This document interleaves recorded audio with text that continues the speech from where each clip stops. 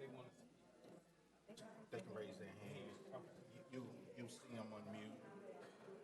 You see them on mute. So that's another indication they want to say something.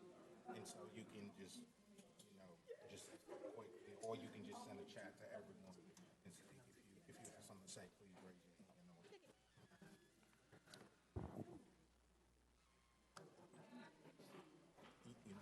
Or just announce it at That's the what I was beginning getting of ready to do. proceedings.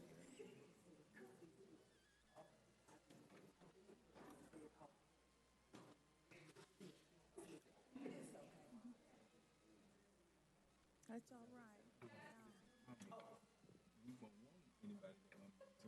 Okay. Yeah. Yeah.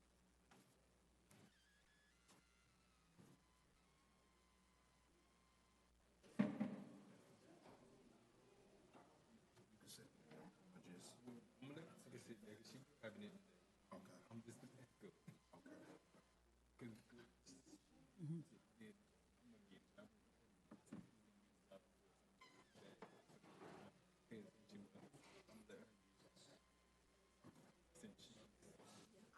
I won't know it. You'll only know it. Okay. Okay.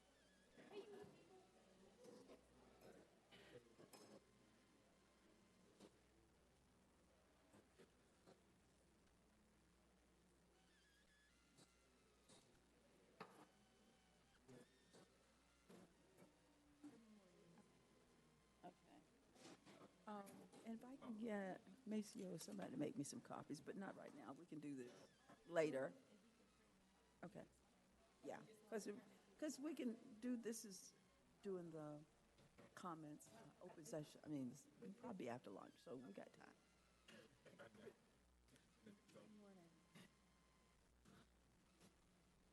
So we're ready?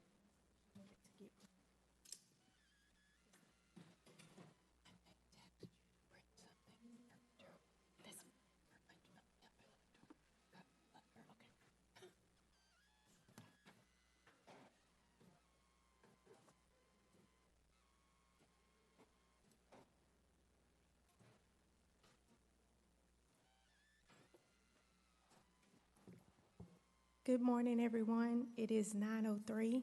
Before we begin the meeting, I just want to make a quick announcement. This is our very first hybrid meeting, so we do have participants viewing online along with Commissioner Carter, who is not able to join us in person. I will ask the online participants, if you would like to speak, please raise your hand using the raise hand option so that I will know. Chair Howerton will also make brief statements throughout the meeting, asking individuals if they would like to speak as well. And I'll keep my eyes on the screen for those that are participating remotely. Thank you, Ms. Wallace. So good morning, everyone. Today is our work session, November 7th, 2022, and I will call this meeting to order. And as our clerk has already stated, we're doing something a little different than we've been doing, so just bear with us as we try to get the bugs out of how it's supposed to work and work effectively. So I will read the public charge.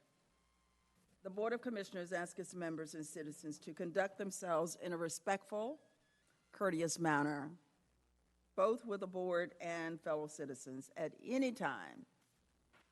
Should any member of the board or any citizen fail to observe the public charge, the chair will ask the offending person to leave the meeting until that individual regains personal control.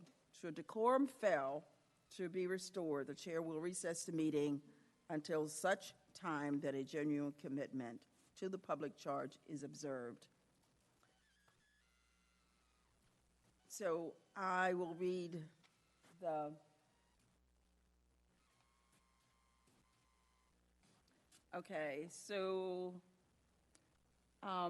so during this meeting, Commissioner Carter will be participating online. At this time, I'd like to ask Commissioner Carter to state her name and location for the viewers online and in person.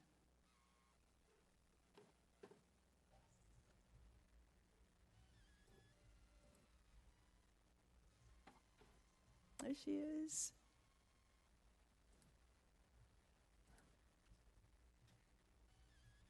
Yes. Good morning, everybody.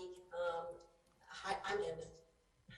Hello, it's really good to see you, Tanya and Shawnese again for making this happen. And am so glad that I do not have to miss the work session, that I can come in and participate this way. Okay, thank you. Is that any other information you need, Monica? Commissioner Carter will have to state her location because she is participating remotely. Okay. Commissioner Carter, did you hear that? You need to state your where you are, where your location. I think you're muted.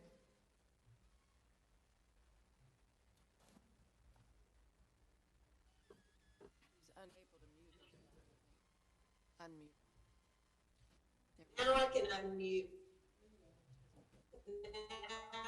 Now I can unmute. It said the participants were not allowed to unmute. Can you hear me? We can hear you. Can you all hear me now? It's muffled, but we can hear you a bit. Commissioner Carter, you may need to turn your camera off. It's showing low bandwidth. So if you turn your camera off, we'll be able to hear you a little bit better. If there's something I can do. I hear. We can hear you better.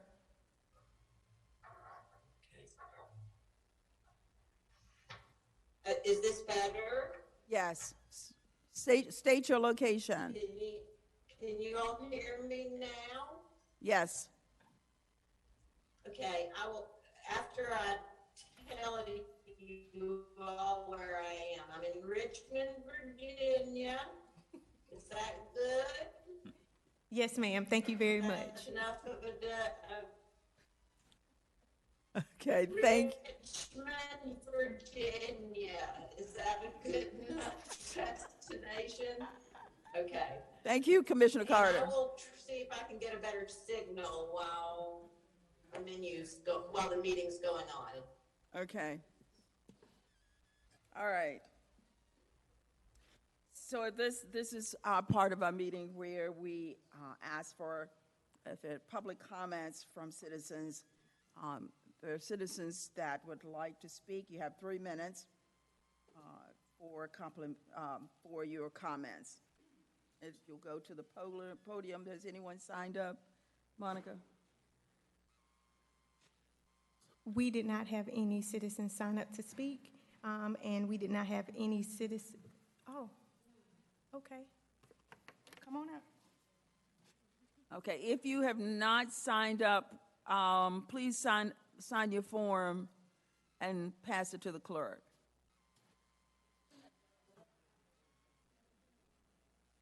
I'm sorry, I didn't hear you. Okay, she's getting it.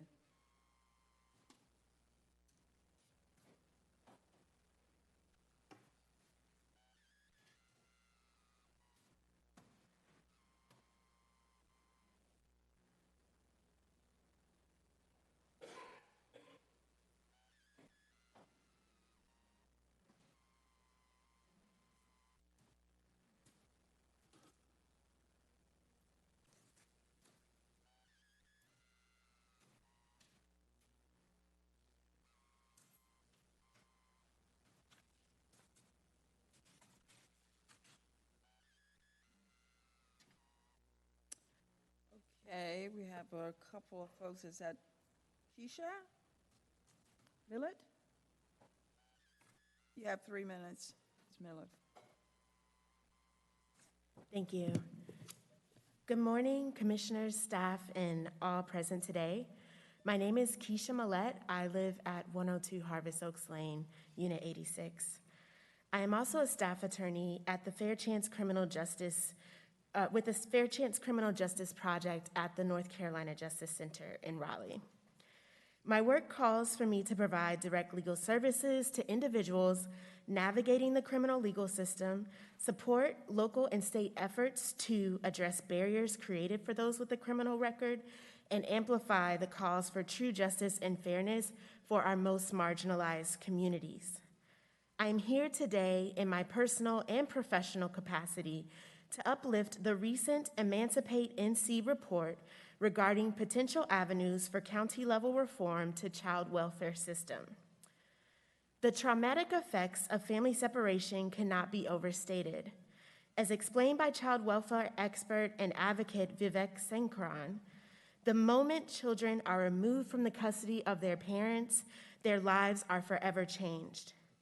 The placement in foster care separates children from parents, siblings, teachers, friends, communities, and most other things familiar to their lives. Experiences such as temporary or long-term incarceration exacerbate the challenges faced for reunification. A focus on family preservation, support, and stabilization rather than separation helps to mitigate the harms to children and families involved in the child welfare system. In Durham County, keeping families together should be the norm, and in the rare circumstances where separation is necessary, prompt reunification should be the goal. In my years of living in Durham, I know our county to be one that is committed to ensuring safety of individuals and families in the midst of great challenges, from the pandemic, economic hardship, and threats of violence. I believe that the recommendations in Emancipate NC's report align with the county's current commitments and should be acted on during this period of leadership transition within the Department of Social Services.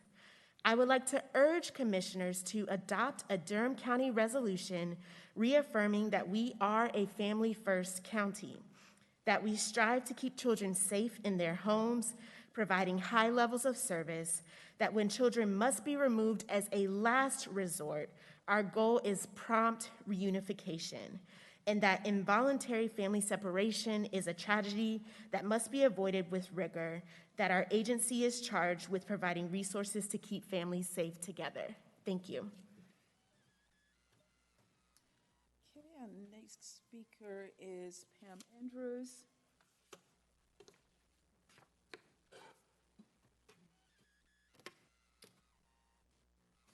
Good morning, everyone. I first want to say thank you to Commissioners Wendy Jacobs and Chair Brenda Howerton for coming out to Bahama yesterday and speaking with residents. We sincerely appreciate that. This morning, I want to just say a couple of things. I know Sarah Young and her staff have been working hard on working on a mass grading, clear cutting amendment, and we are asking that we get that done ASAP. I know she's working hard, and I appreciate that greatly, her staff. Every week, as more property is annexed, and there's another several chunks tonight, we are suffering more mass grading and more clear cutting, which is destroying our creeks in southeast Durham. Blasting has been a big topic lately, and I want to say this morning to our fire marshals that are here, sincerely thank you. If I call them, they answer promptly. But it is an issue, and they have worked hard to try to fix the loophole in that if they are blasting within 500 feet of homes, which is happening quite frequently, it's supposed to be tested in their well within 24 to 48 hours. This has not been done. And I am standing up for our residents today, elderly residents who have been suffering through many blasts that we have on documentation. So we're asking to please get that under control and make sure, Jody's working on it this morning, Jody Morton, I applaud you and Chris so much because we need our residents to feel safe. And the last thing is about the water. Tier Corey, there was a meeting last week that several members attended, and in that document from the meeting, it states, the levels of various contaminants, including 1,4-dioxane, have been found to exceed associated groundwater standards. The consulting firm that has conducted the most recent groundwater sampling in the area found the groundwater flow is falling towards the quarry. We're asking you to please, we're not able to sample in September because of faulty equipment. We need a current September reading to really see what that's showing us. Thank you so much. Thank you. Elizabeth Simpson, and please state your name. You have 3 minutes. Good morning, everyone. My name is Elizabeth Simpson. I reside at 1809 Glendale Avenue, and I'm here today on behalf of Emancipate NC. Our group came last month to present a report that we spent over a year gathering information from county-level stakeholders to encourage Durham, North Carolina, and the Department of Social Services to pivot towards making a very, very strong effort to keep families together whenever possible. This is in connection with federal law that now recognizes that family separation is a trauma that often is greater than whatever was happening in the home before the separation occurred, and that it really needs to be avoided at all costs. And additionally, that services that can be provided while a child stays in a home, as Ms. Mallette said, staying with their family, siblings, school community, neighborhood, extended family, all the things that they are used to, the things that keep them feeling secure and safe. That is the way that we need to work in Durham County. As part of that report, we also submitted a public records request. And the public records request was relating to several data points that we wanted to see. The number of children that DSS puts into foster care, the number of children that are adopted, the racial demographics, the gender demographics, the age demographics, data that will be crucial for the Department of Social Services to track its progress with the federal law and track its progress towards reducing reliance on foster care and out-of-home placements, instead keeping children with their families whenever possible. Unfortunately, I received a response that Durham County has no such record, and I do not believe that that is true. I believe that Durham County is keeping track of how many children they take out of homes and put into foster care and how many children are adopted. But since I did receive a negative response, we have filed a lawsuit on Friday related to the Public Records Act. And I look forward to resolving that so that we can get that data and can track transparently how many children are in the foster care system in Durham County, what are their demographics, and what are the results of our reunification rates. Thank you. The last person is Wanda Allen. Good morning, everyone. I am Wanda Allen, and I personally would like to thank our commissioners for coming out yesterday to our meeting in Rougemont. My question today is I need a little clarification on the comprehensive plan that is being presented on the website. I know personally that we in the rural Durham have reached out and provided comments on the comprehensive plan. And when I was online last night, I reviewed, and what is out there today does not represent a large amount of comments that were provided to the planning department. I also saw that they said they had done interviews, and I'd like additional clarification on who they interviewed. So I'm looking forward to the presentation today, so that I'm sure that will answer some of my questions.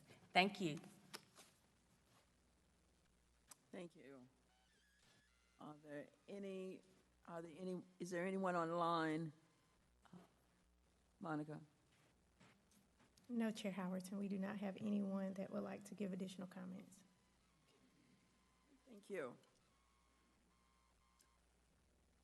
So are there, I thank all of the citizens for their comments, and we will move now to our consent agenda, and these are items that the board has discussed, and I will ask our manager if she will take us through these items and allow commissioners to have comments or questions that they need to ask. Thank you so much, Madam Chair. So we will begin with agenda item number 220568, Budget Ordinance Amendment number 23 BCC 00046 in the amount of $73,660.06 to recognize a grant award to the Office of Emergency Services, EMS Division, from the North Carolina Department of Health and Human Services, and to authorize the county manager to sign and execute all contracts. Any questions or comments? Vice Chair Jacobs. Yes, I am so excited to see this item on our agenda. Helen is getting up because she knows I'm going to ask about this. But thank you, Lee and Helen, for being here and also for applying for this and successfully getting this grant. This is, again, really groundbreaking, this bridge program. I have a number of questions. My first question is, this program will be allowing us to administer the buprenorphine on site at the time of an overdose. How long does that dose last for? Because I know that the plan is that within 7 days, the hope is to get that person connected to continuing treatment.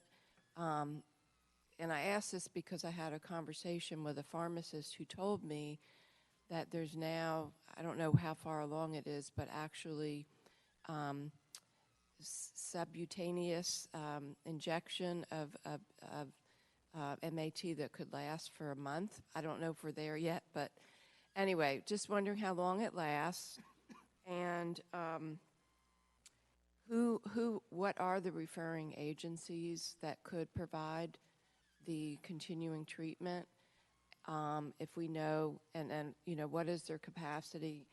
And then I'm also wondering, how long do people need to be on medically assisted treatment for, and how much does it cost for someone to be in treatment? And then will there also be, with the certified peer support specialist that's being hired, will they also be helping with other kind of social determinants besides getting people into treatment? So those are my questions. Thank you, Commissioner Jacobs. And I hope I remember all your questions, so please feel free to remind me if I skip one. As you said, the MAT, medicated assisted treatment, our goal is to offer that to persons who refuse treatment to the hospital at the time of the overdose. As far as how long it lasts, it depends on the substance, the opioid substance that's been used. We will give the person, once they consent to being inducted on medicated assisted treatment, we will give the person the first dose of buprenorphine. We will wait with that person to see if they have additional signs of withdrawal, and if they do, we give another dose. Typically, that dose will work for that person for a day. Again, depending on the individual, depending on the substances that were used, we will be absolutely sure that they have our contact information if they start experiencing any withdrawal symptoms prior to us getting back in touch with them. But we will be following up with them every day, up to 7 days, technically. And we could go longer than that if we need to, but all the agencies that I have contacted prior to applying for this grant have assured us that we would be able to get them connected to their organizations within 2 to 3 days. So I don't anticipate us having to stay with someone more than 7 days. However, we will follow up with them, and if they start having withdrawal symptoms before we get back with them the next day, they'll be able to call us. We'll be able to get them another dose, and we're going to take care of them. We're going to make sure that they don't have a good reason for going back and using. As far as the agencies that we are planning to work with so far, B&D Integrated Health, they have I think it's the Kinsey grant, I believe is the grant that they have that has allowed them to start doing MAT. We're very excited about working with them.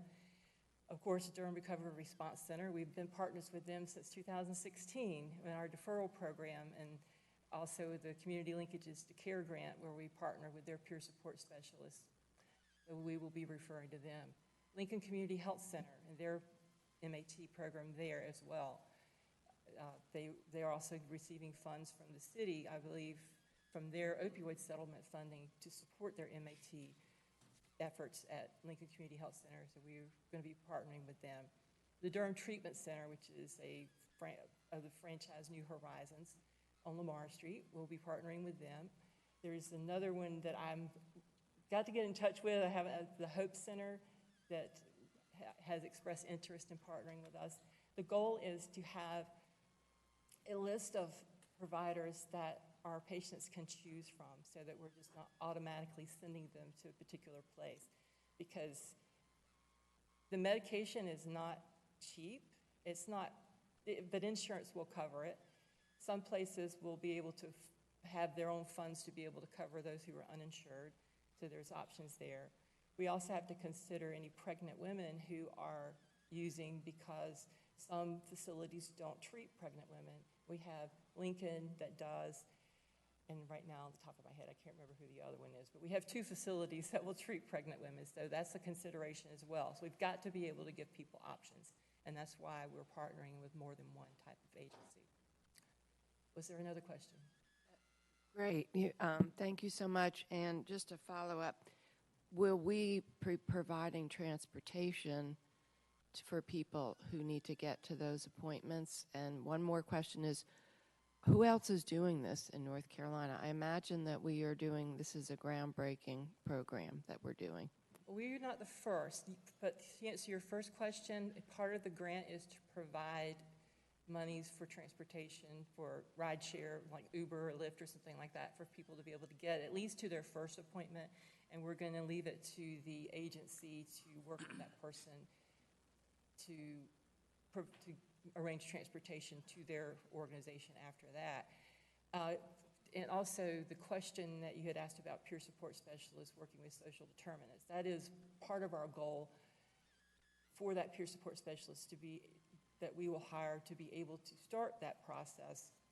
However, once they are with that agency, we're assured that their staff would be able to work with social determinants. That's one of my questions that I always ask when I'm talking to them, is what are they going to do to help people who are unhoused or who have food insecurity or need clothing and things like that, to be sure that they're going to be able to meet those needs so that they can get out of whatever is causing them to feel the need to use. Thank you so much, Helen. Thank you. So I just have one question regarding our documents. There were several that was highlighted in red. Does that mean that they just need us to be voted? We have to vote on them before you can complete them? Is that what that meant? In our documents that we received, there were several of the documents highlighted in red. There were several what documents? Of the documents that we received in our package were highlighted in red. Why is that, unless you're waiting for us to vote on them before you complete them? I didn't see that part. What's document? If you go back, where's my glasses? The only thing I'm aware of that we need to vote on is the $73,660 for the first year. All right. If I can go back to the documents, if I can find it right quick. The budget amendment, yes. Also, Chair Howerton, Commissioner Carter has her hand raised when you get a moment. All right, go ahead, Commissioner Carter, and I will find the document and I can tell you which one it is that was highlighted in red. Thank you. All right, thank you. Can you all hear me? We can. Great. I just want to also add my voice to the chorus of gratitude to Helen and her team and our paramedics and our emergency responders for taking on this effort, and one that we know is a best practice and one that we know is not being done enough across this nation. And I just feel a lot of gratitude to you all for making it happen. We're basically providing the standard of care for these folks that are suffering, and I'm just thrilled that we've received this grant and that you all are masterminding all that there is to figure out and how to implement it. And I just want to be sure and say that loud and clear. Thank you. Thank you, Commissioner Carter. And that reminds me of your other question, Commissioner Jacobs. No, we are not the first agency in North Carolina to do this. Stanley County and Onslow County started this effort a couple of years ago, and they had such success in reducing overdose deaths in their counties that the state realized that this would be a good opportunity to expand this across 8 more counties. And we were fortunate enough to be one of those 8 counties that they're funding for this. So I found it, it's in Appendix B, certifications and assurances. It says conflict of interest is highlighted in red. There are several other documents, conflict of interest, acknowledgement and policy, non-governmental agencies. So there are several things there that are highlighted in red. Those are just forms that need to be turned back to them.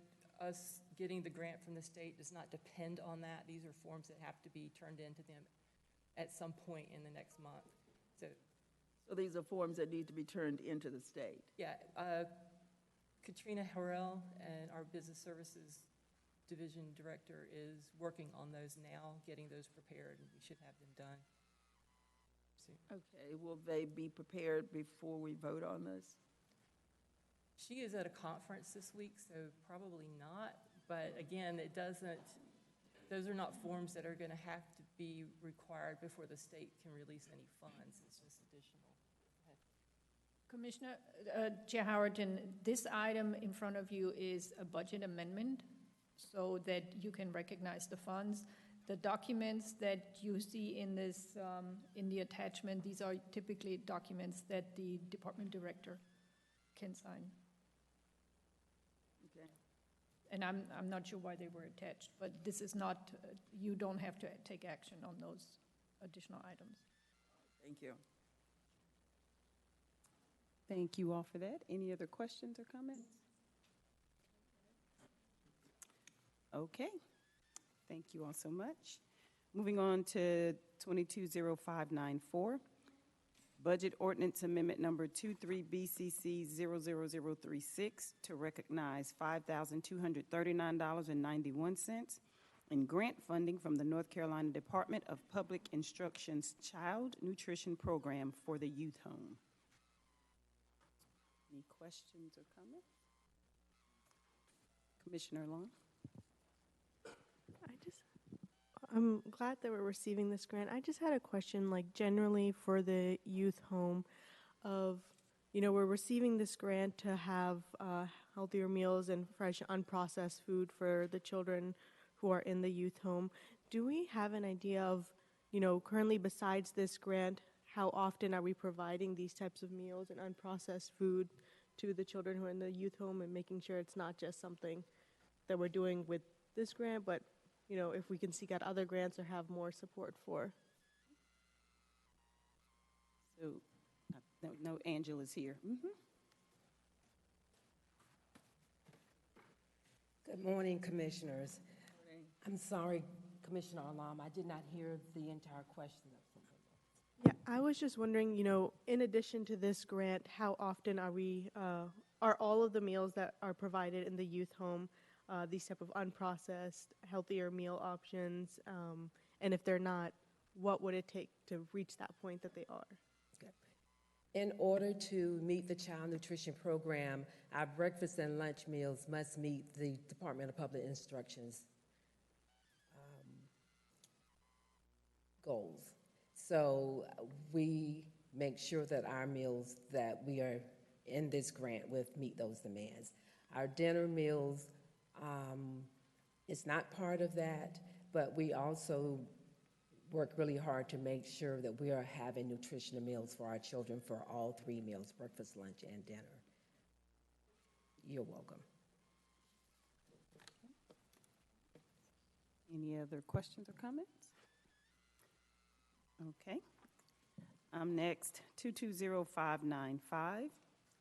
Budget Ordinance Amendment Number 23 BCC 00044 Social Services to recognize $38,000 in distribution of North Carolina rate settlement funds as authorized by Duke Energy Carolina's stipulations and settlement ordered in docket number E7, sub 1214. Any comments or questions? Okay. 220605. Budget Ordinance Amendment Number 23 BCC 00043 Public Health to recognize funds in the amount of $8,000 from the Ann Wolf Mini Grant for Child Health and Infant Mortality for Outdoor Learning. Okay.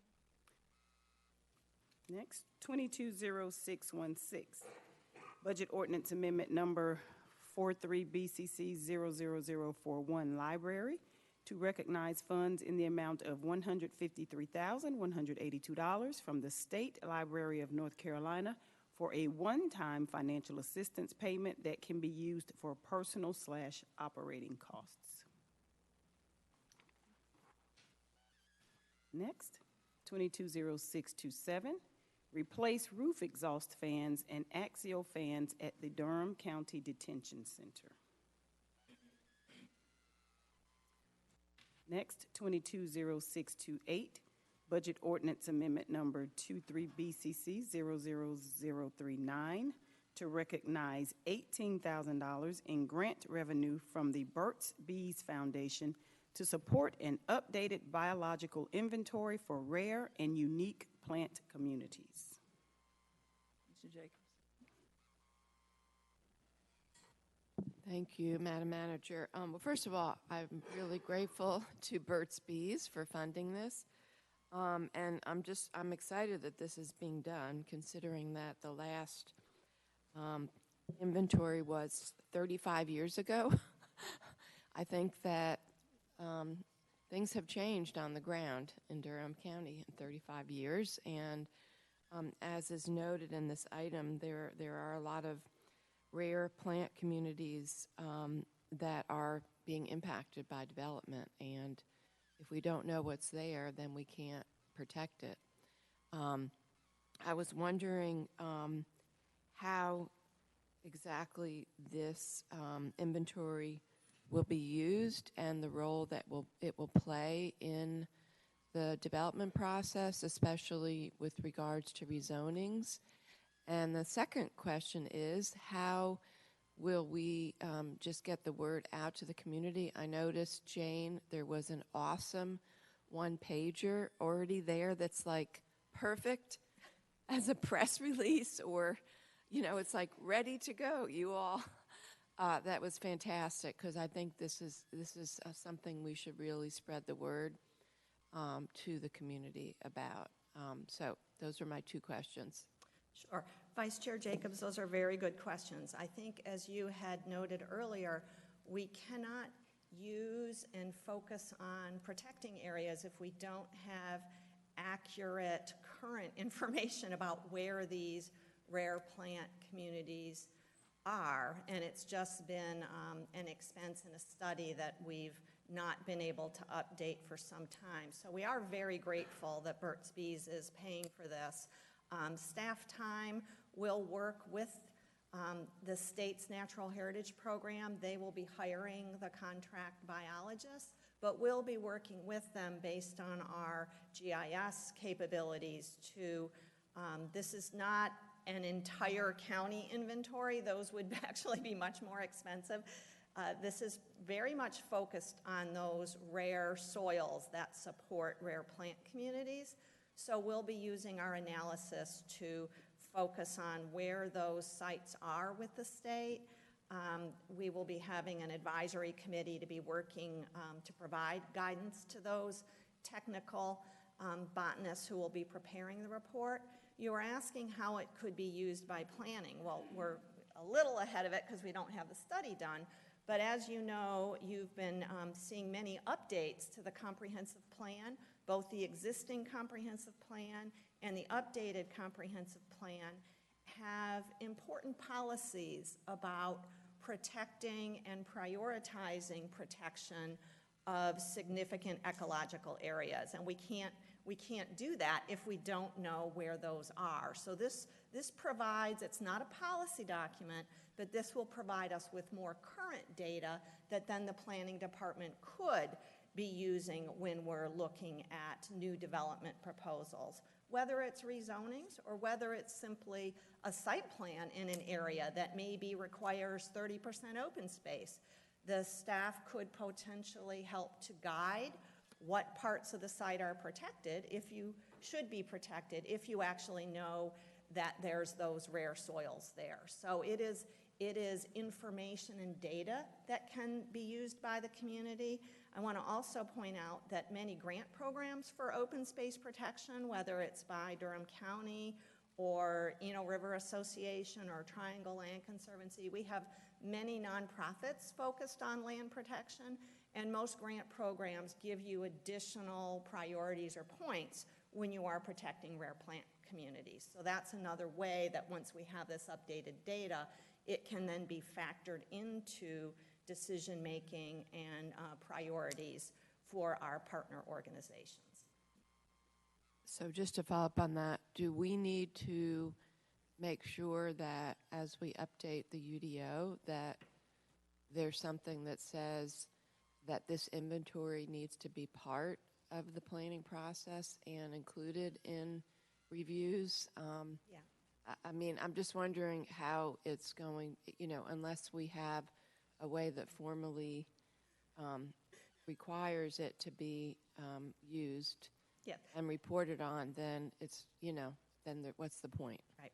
Well, and I see our planning director coming up behind me at the podium, since I am not sort of the expert on that. I know we've got some policies already, but let me jump in. Good morning, everyone. Sarah Young with the Planning Department. Our ordinance already requires that we look at natural heritage inventory sites and some other protected sites.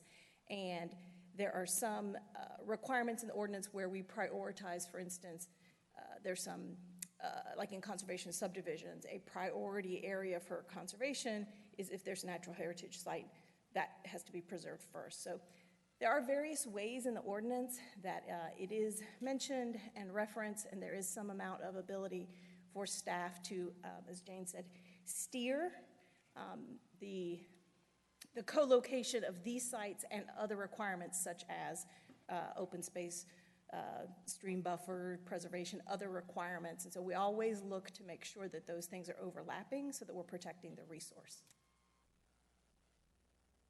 Thank you. And thank you, Jane, to your staff for helping to be part of this process. Thank you.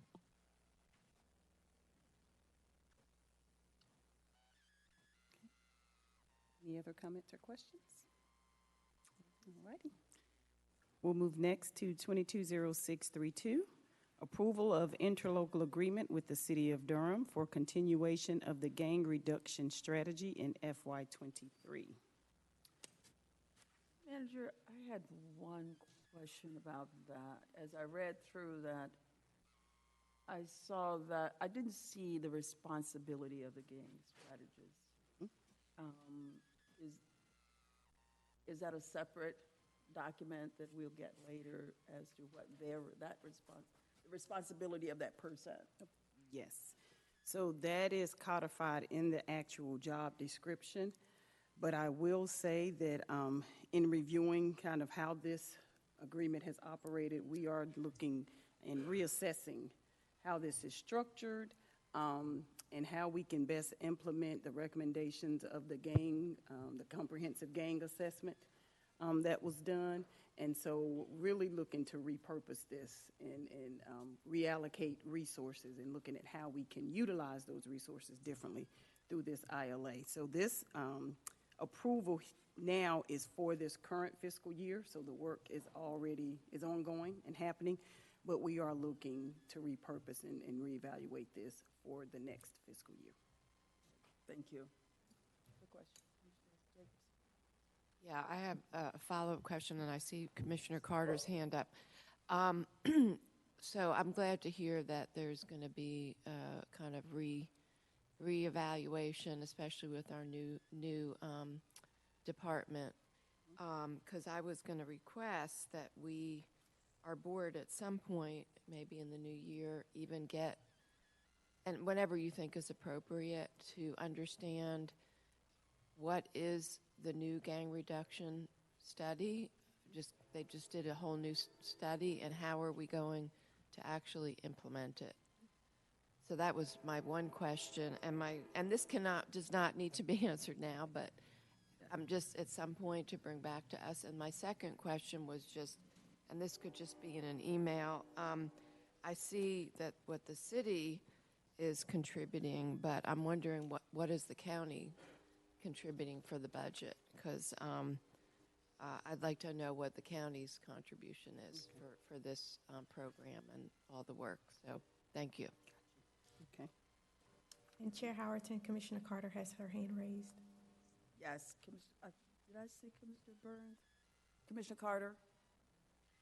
My question was actually the very one Wendy just asked about the county's contribution. And I know that I didn't see the total amount. I see that the cities is 175, I think. So I was just wondering about the total cost, and also how often we will be receiving reports about it.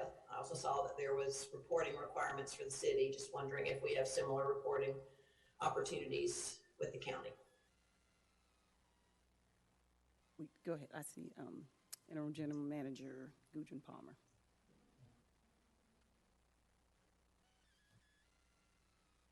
Good morning, Commissioners, Chair Howerton, Vice Chair Jacobs. So for the Gang Reduction Strategy Manager, it's a 50-50 split of the cost. Project Build, not my shop, but I can tell you that the city contributes. Then Project Build also receives about $100,000 in JCPC funding, and then the rest of the program is county funded. And I emailed you last week a report that Jim compiled for the Gang Reduction Strategy Manager work for the last fiscal year. And yeah, I cannot speak for Project Build. You know, it would, we've had a gang reduction strategist for how many years now? 8 years? 10 years? You know, in all transparency, I'm looking for what has been accomplished. Rather than if we just get a report, I think we need something other than, I mean, what else is happening? What else is being done is what I'd like to see. And so far, I haven't seen it. I've gotten a report, but I haven't seen any action. So when we're going forth, I'd like to see something in a report that says some action has been taken. And in that same spirit of transparency, I will say there have been some lost opportunities for synergies, and I feel like it's misaligned where that position rests is misaligned, and so we're looking to correct that so that you can see some outcomes, the outcomes that you're expecting. Thank you. Any other comments, questions? Okay. Next, we'll move to 220636, Budget Ordinance Amendment Number 23 BCC 00047 Library, to recognize funds in the amount of $24,480 from the Universal Service Connectivity Fund to offset the cost of lending hotspots to the public.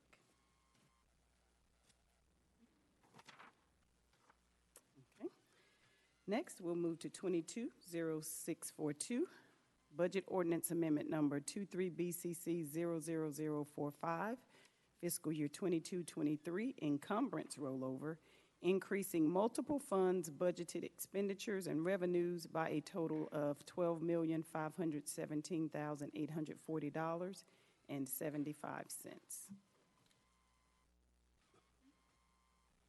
Next, 220646, Durham County Hacking into History Restrictive Covenant Project Contract Approval. Next, 220650, approve renaming Capital Project 4190 DC 080 from Owned Convenience Site Upgrades to Redwood Convenience Site Upgrades. Next, 220651. Execute an amendment to the architectural/engineering services contract with Smith & Gardner Engineers for upgrades to the Redwood Solid Waste Convenience Site Capital Project 4190DC080. Vice Chair Jacobs. Thank you, and I'm glad to see that we are moving forward with both of these convenience sites, Redwood and the other was Parkwood, because honestly, we know that county residents, this is one of the direct services that they see and experience and is important to them. When I was looking at the contract for this, and I know we're focusing on the Redwood site, which we will, I guess, need to,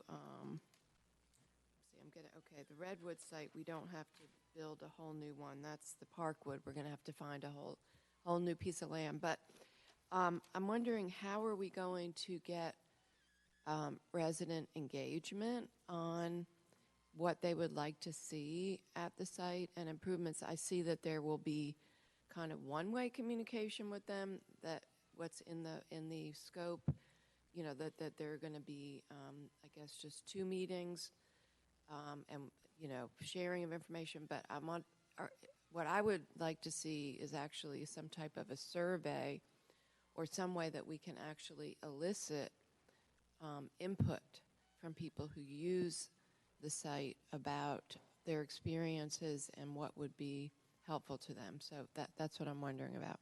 We can do that and modify the scope with our contractor in order to put out a survey.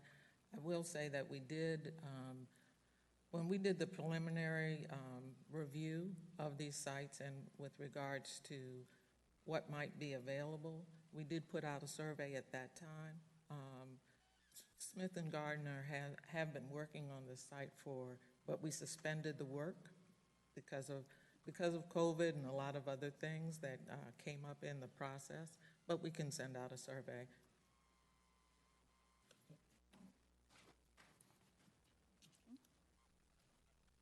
Any other questions or comments? All right. Next, 220659. A resolution of the County of Durham, North Carolina, to authorize the purchase of easements or the acceptance of easements by grants of properties in an area commonly known as the Snow Hill community, which is specifically inclusive of roads and streets for the purpose of creating, expanding, and maintaining the Snow Hill sanitary sewer system.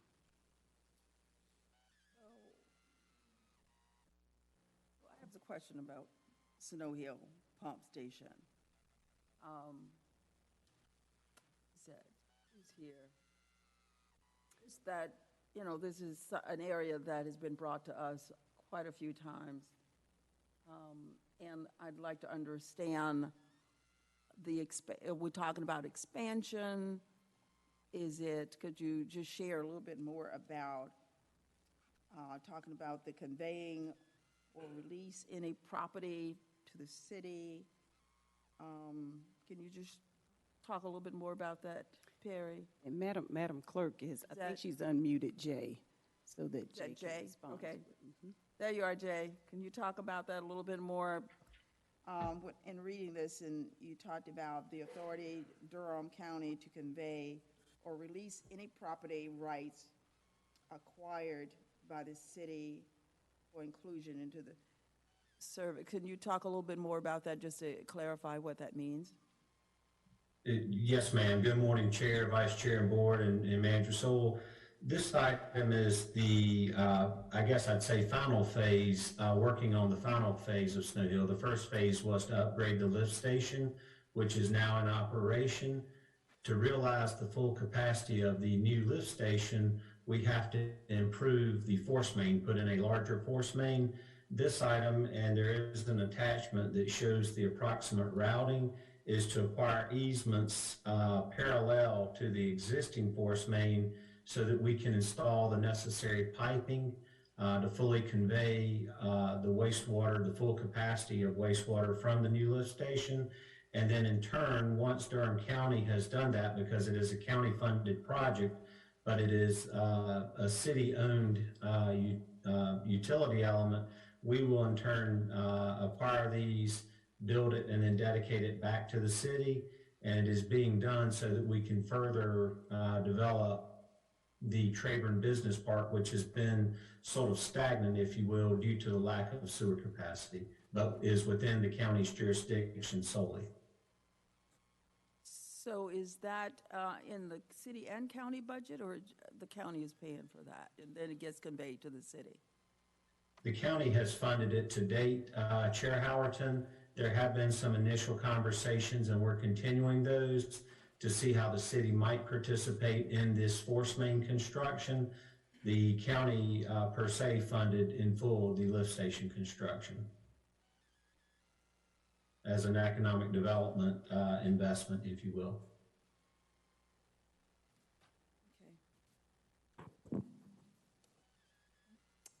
Hi. Just a follow-up to Jay's comment, the city is committed to the funding component with the Snow Hill project. We just need to finalize the number. So there have been conversations, but they are fully committed to supporting some of the expense with this. Good. I like it when we do it together. Yeah. Thank you. All right. Commissioner Jacobs. Thank you. I just wanted to follow up on the chair's comments and to note for the record that the county has taken the lead on this because Trayburn is very important for job creation in our community. This is where there are many, many good-paying advanced manufacturing jobs, and if we don't increase the capacity at the Snow Hill pump station, then it limits Merck, Corning, all the companies out there that are trying to expand. They're making vaccines and all kinds of things, and they have not been, they are really been dependent on this. So we're stepping up. The county is stepping up and taking the lead on this, but I do want to note for the record that this is what we are doing, and it is a city pump station. I would also be really curious to know, and I'm really glad to know that there is a spirit of partnership on this. That is great news. But I also would love to know that what the city will actually benefit from in terms of the fees for because all of these companies then turn around and they have to purchase their water and sewer capacity from the city. So it's a source of revenue for the city. And I would love to know at a future date through an email to us what the benefit will be financially because of having new customers. Thank you. So one other thing, we've been talking about pump station and at Snow Hill since 2013. So what is the plan to keep up with the growth that's happening out there? Chair Howerton, that is a great question, and we appreciate it. As you noted, in 2013, the original lift station ran out of capacity. The city and county did a 50-50 venture to create an incremental increase around 2015. And what this most recent project has done is create an entirely new lift station, and we project 25 to 30 years of growth capacity in this one. Extensive sanitary surveys were done of the companies to find out what their expansion plans might be. We looked at the tributary areas. There are a couple of other pump stations, small ones that pump to Snow Hill as well, and what the flow to those may be over time. There was a portion that we looked at for some areas outside based on board input and direction. And so we feel comfortable that we should be in good shape based on what that potential is for the coming 25 to 30 years once we are able to complete this force main and have it in service. And if there's other information I can provide, I'll be glad to do so. Thank you, Jane. Any other questions? Okay. Next, we'll move to 220662, Juvenile Crime Prevention Council appointment.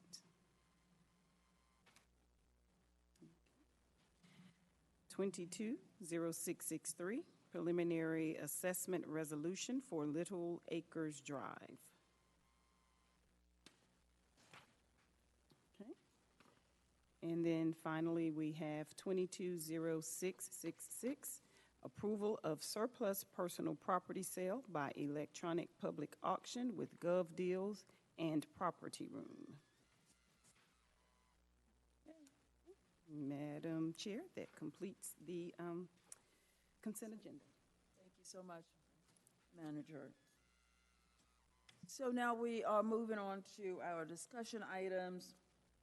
The first discussion item is 220676, the Justice Movement Proposal, Reduction of Violence and Property. The board is requested to hear a proposal from the Justice Movement on interrupting the cycle of violence and poverty within the community by organizing and centralizing community resources to provide a pathway to family-sustaining jobs for justice-involved persons and persons without a four-year college degree.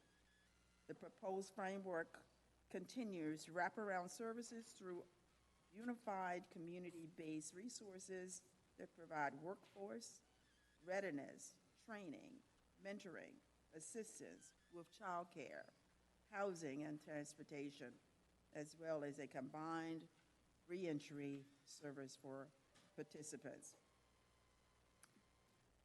So welcome. Welcome. So, Manager, would you like to do the introduction?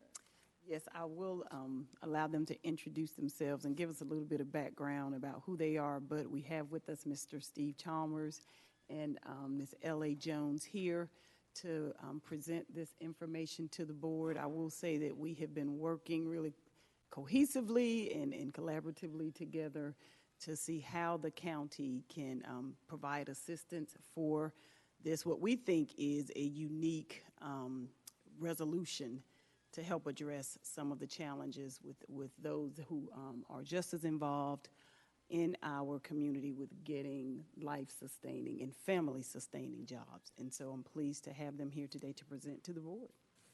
Good morning, everyone. Chair Howerton. Is that better? That's better. Great. Good morning, everyone.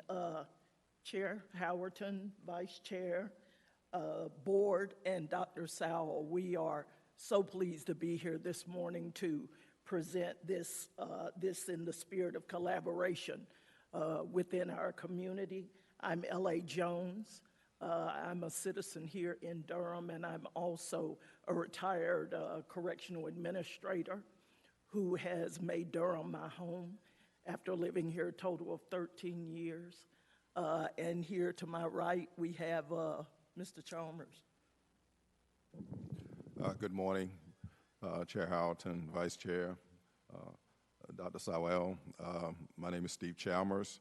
I serve as the Executive Director of Movement Programs for Haiti Reborn Justice Movement. It's a pleasure to be here with you this morning to present this initiative for Durham. I'm a Durham native, born and raised here in the city of Durham. Also, 32 and a half year retiree from the Durham Police Department, retiring as Chief of Police. And again, has continued to work in the community that I love to try to bring about some changes that we think that, well, we know that are needed and basically feel certain it can be if we bring our total community together in unity. Thank you. If you would allow us, we'd like to go with the presentation. Sure.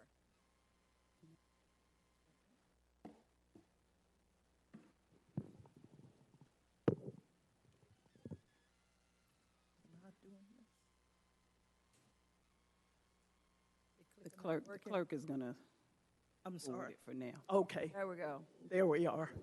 All right. Narrowing the economic wealth gap we know is very important, and it's an obtainable vision, but it can't be wholly realized without addressing the disproportionate number of justice-involved individuals within the city of Durham. These are some of the challenges, this historic criminalization of black skin and mental illness, uses of substance and poverty. No one knows better than myself and Mr. Chalmers how those things have led to increased interactions with the law. These are the challenges that led to our creation of the Hayti Reborn Justice Movement.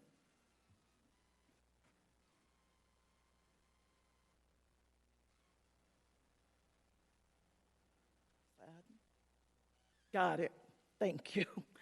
All right. The way in which we're addressing these issues, it isn't new, but it is new in the field that we're addressing it in, and that's through centralized and consolidated frameworks within the county and the city. Partnerships and alliances have long proven to be an effective way of dealing with this, and when Steve and I were out doing listening sessions, which is how we began this process, what we found was that Durham, like many others, suffer from some of the things that occur when we don't work together in the community as a whole. There's a duplication of efforts to address the same issue. They're stalled, they're slower, and less effective and unsustainable results. Divided attention between law enforcement and social justice issues, which is one of the reasons why this is a justice movement. It's not a criminal justice movement or a social justice movement. It's just a justice movement because that is what we need, and we're all going to have to work together in order to be able to do it. Lastly, we have competition over the same funding dollars. The justice movement, it's not a program, it's a movement within the city of Durham, and instead of addressing community problems through either or with regard to law and social justice, we're putting together a coalition of both community-based and criminal justice organizations in an effort to interrupt the cycle of violence and poverty within our community. What makes us different is that not only do we already have the tables at some of the players at the table, which we'll show later in this presentation, but the fact that instead of creating something new, we're organizing the over 400 nonprofits that we actually have here in the city.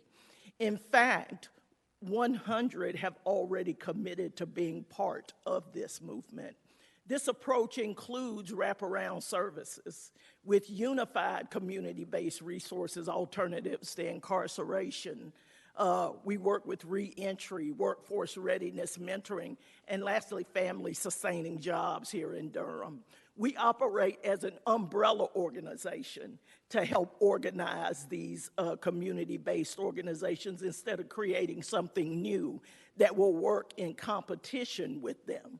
That is not what this movement is about. We're not interested in either or, but both and win-win situations whenever possible. As Ellie indicated, one of the things that we recognized early on it was that Durham had all the resources that it needed in order to address any and all negative aspects of life and to solve any and all problems that existed within the community. One of the things that we realized early on is that what we did not have was the proper coordination of those resources, and we did not have a process that individuals from the community trusted, felt comfortable with, and could navigate without a lot of difficulty. With that in mind, we started having community meetings and went to the source of the problems. We went right to those individuals who had justice involvement. We went right to those individuals who were gang involved, and we brought them to the table and started having those crucial conversations to identify exactly in their minds what it would take in order to bring about change in their lives, and also to address one of the things that impact us all, and that was first and foremost when we met with then incoming Mayor Elaine O'Neill, and also in all of those meetings, our chair, Brenda Houghton was also involved. But we started having those meetings, and what those individuals indicated to us was that the needs and the resources they were looking for fell in about 9 different program areas. And these are the program areas that you see listed on in front of you today. We had community leaders there, we had government leaders there, we had individuals from the community, and we had volunteers who stepped up and agreed that they would actually start to develop the resources and partnerships in those 9 program areas. And some of you should recognize a lot of the names and the individuals that are the volunteer coordinators over criminal justice, economic development, education, health and wellness, housing, mentoring programs, recreation, and inspiration. So basically what we decided to do was that the justice movement would actually recreate that village, the village that I depended on all through my life, and I can attribute to the success that I've had in my life, was not so much of what I had in my home, but also what I had around me, the extended family. We always hear about it takes a village to raise a child, but I live that concept. I grew up in a village, and what we are doing with the justice movement is recreating a village, a one-stop shop, a place where any individual in need in our community can come. And once they're there, they will be served and processed as if it was within their family. The process that we set up was a very simple concept. And the one thing that I say early on is that this is not all the brainchild of L.A. Jones and Steve Chalmers. This basically came from the community. It came from the individuals that we set up, and they basically actively participate in the design. One of the things they indicated to us early on was that they not only needed the resources and support, but they also wanted to be a part of whatever process was established and help to do their part in bringing about change in the city of Durham. The first part of this is outreach and assessment. One of the first things that we did, we actually hired 3 individuals from the community who were justice involved. And all of them had actually been involved in drugs, gangs, and in that negative aspect of life. These individuals, again, were in need at that time and also sought to be about not only changing their own lives, but also changing the lives of individuals in the community. Right now, they serve as our community outreach specialists, kind of like peer support specialists. And their responsibility is to actually go out into the community to identify individuals who want to change their lives and also to bring them to the door of the justice movement. Right now, these individuals have over 100 individuals from the community who are justice involved, gang involved, who are saying that they want to change their lives and they're waiting for our doors to open. Due to our capacity, due to right now not being receiving the full funding we need to open the doors and to process the capacity that we know is going to be there, we've spent the last 15 months really planning, organizing, and actually preparing for this opening. But once they bring to the door, the first thing that we do is do a complete and thorough assessment of each one of those individuals. And based on those assessments, we will basically create a plan within these 6 different areas at a minimum that you see here. Many of them will have criminal justice needs, economic needs, education, health, housing, and transportation, inspiration. But basically what we do is, again, create a plan based on this assessment and to include wraparound services.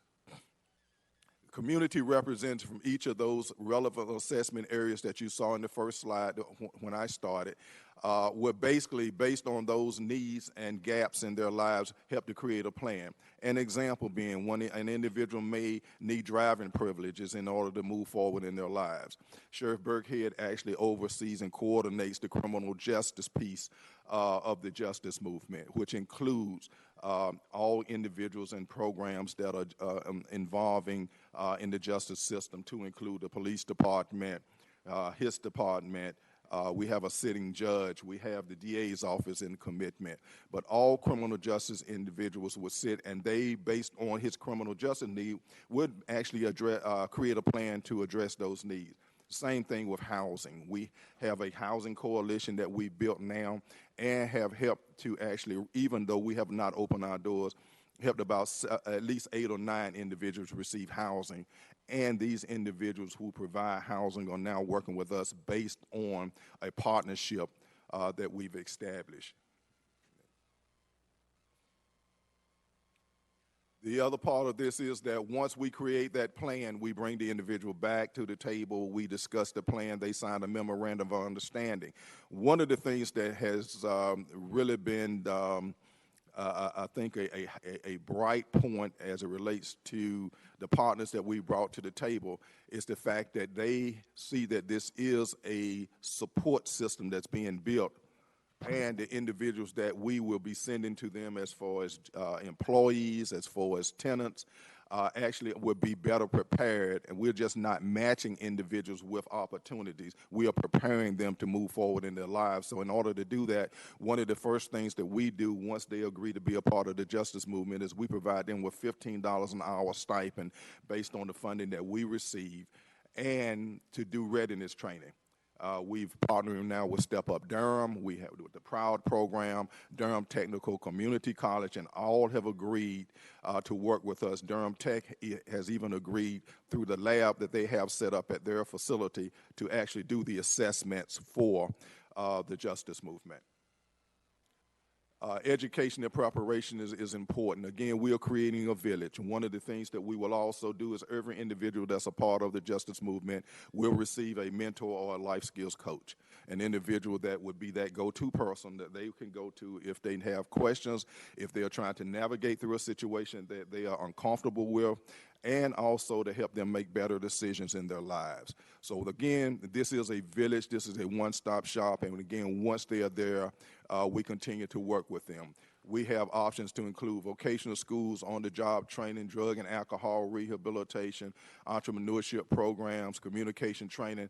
Basically, what we are doing is, again, bringing together all existing resources. We are not service providers. What we do is coordinate existing services and actually connect individuals and create an opportunity for them to be successful, again, within a comfortable environment. These are some of the, again, we wanted to actually show, because as we said earlier, we have not opened our doors, but LA and I made a commitment 15 months ago, it seemed like 15 years, 15 months ago when we came together. It feels like 15 years. But that we would actually work, and again, I just paused to thank Mayor Elaine O'Neill, Chair Howerton. They've been there every step of the way over these last 15 months. And even though with LA and our things haven't happened as quickly as we would have liked, we know that the commitment is there and that we are going to get there. But basically, this is kind of a 6-month assessment of accomplishments. First 3 months. This is something that we established in the office. We are actually located right now at 101 East Main Street. That is the North Carolina Prince Hall Grand Lodge building right at the corner of Main and Mangum. We're on the first floor of that building, and they have been very, very gracious as far as offering us space there and working with us. We created operational policies, procedures for the Haiti Reborn Justice Movement. We participated in weekly meetings with 110, as you'll hear about that a little later on. With the totality of 21 meetings from March through June. We've hired staff of 6 to run the daily operations funding of the office. And again, pause to thank the city and the county for that initial seed funding, because, folks, this is what we've been operating on. LA is tight on that money, and I think she's holds. So, so we'll try to pay everybody but ourselves right now. So, but we've been able to get there. We're getting right there to the end of that little money, and we really looking for some other opportunities. We've held a total of 57 meetings with local community organizations, and we're resulting in over 100 plus partnerships throughout the Durham area. The one thing that I can say, especially as we are right here in midterm elections, we can see how the divisiveness, the political ads, and the things that we are dealing with on a day-to-day basis. One of the things is that with the justice movement, we have not had to deal with no divisiveness. Every 100 partners and all the individuals that have come to the table, regardless of race, religion, ethnicity, social status, regardless, have not only bought in to what this movement, but also subscribed and wanted to find out exactly what roles they could actually play in moving this initiative forward. We've completed over 32 individual presentations to community leaders, and again, we're saying that this is just for the first 3 months. At the present time, ladies and gentlemen, we are ready to open the doors. We are ready. The one thing that we need, again, is funding and to complete our staffing. Right now, we are staffed with about 9 folk. There's 3 that run in the office, and 6 at the office, and 3 support specialists. But we plan to have at least 25 once we're fully funded, and we cannot operate with less than that with the magnitude of this movement. I'd also like to point out the fact that of the 9 that we have, as we mentioned, we have 3 that we are paying full-time from the community. Everyone else, we are all retirees who have worked in the community before this. But we all see how badly this is needed in our community. So therefore, what we're doing is we're putting any additional financial benefit to us on the back burner so that we can take care of the individuals that do need this money. This is just a list of the partnerships that we've developed with the justice movement since we started. This is one page of those, and they are actually increasing every day. Every week, we're meeting with partners. Even though we have not opened our doors, people are finding their way to our door as partners. Also, on an individual level, we've actually had to create plans and support individuals that have heard about the justice movement and knocked on the door and said, I need help. So we are operational, even though that we have not officially opened the doors and announced that the justice movement is open for business. But individuals with child care needs, housing needs, they are actually finding their way to our door because the word on the street is actually stirring a very, very high interest among individuals in the community. Again, the disenfranchised community, those individuals who feel that, again, they do not have options. This is a location where individuals, regardless of what needs they have, can come and actually receive services once the doors open. In line with what Steve is saying, to make this very simple, what we have is here. Generally, socioeconomically disadvantaged people, they receive programs. They don't receive systems. They don't receive money. The justice movement is what it would look like if the programs that we generally receive were put together into a system. We look to bridge the gaps between community-based organizations that now tend to operate within a silo instead of working together with one another. Steve and I are fortunate or unfortunate to have spent a total of 64 plus years working in either the state system or the federal system within the government. So therefore, this is what we know. This is what we do. And the one thing that I would say also is that one of the things that, one of the reasons I think that we have been so well received as we are moving through the community and we're meeting with individuals is that we are not presenting ourselves as competitors. As I said earlier, we're not service providers. One of the things that we can do, we can get the people to the table. We can get the people in the door that needs the services because we built that kind of trust through the individuals that we're working with and the meetings that we're having in the community. And again, the other thing is that what we're finding is that many of these agencies and organizations and nonprofits, they realize that they want and feel that they want to do a better job of providing service and providing the support. And some of the things that they indicate to us is that they are having problems with the connection piece. So again, what we are establishing here, the partnerships, the coalitions, the reputation in the community, a visible site right in the heart of downtown Durham, I think it all speaks to exactly what we are trying to do and what we should be doing as a total community. Another of the things that we've done, as we mentioned originally, is that we have gotten a contract with 110. 110 is they have family sustaining careers for 1 million Black Americans without 4-year degrees. And they have committed to do that over the next 10 years. We all know about the racial wealth gap. We talked about it before. When society is divided, there's persistent inequities and barriers. So what we have to realize is that right now, as far as net worth, white families have more than 10 times the wealth of Black families. 76% of Black talent age 25 and above lack a 4-year degree. And 79% of jobs paying $60,000 and above require a 4-year degree. 71% of those jobs paying $40,000 or more require a 4-year degree. We're working with companies that adopt a skills-first culture. What they realize is that when they bring individuals into their jobs, they're having to train them anyway.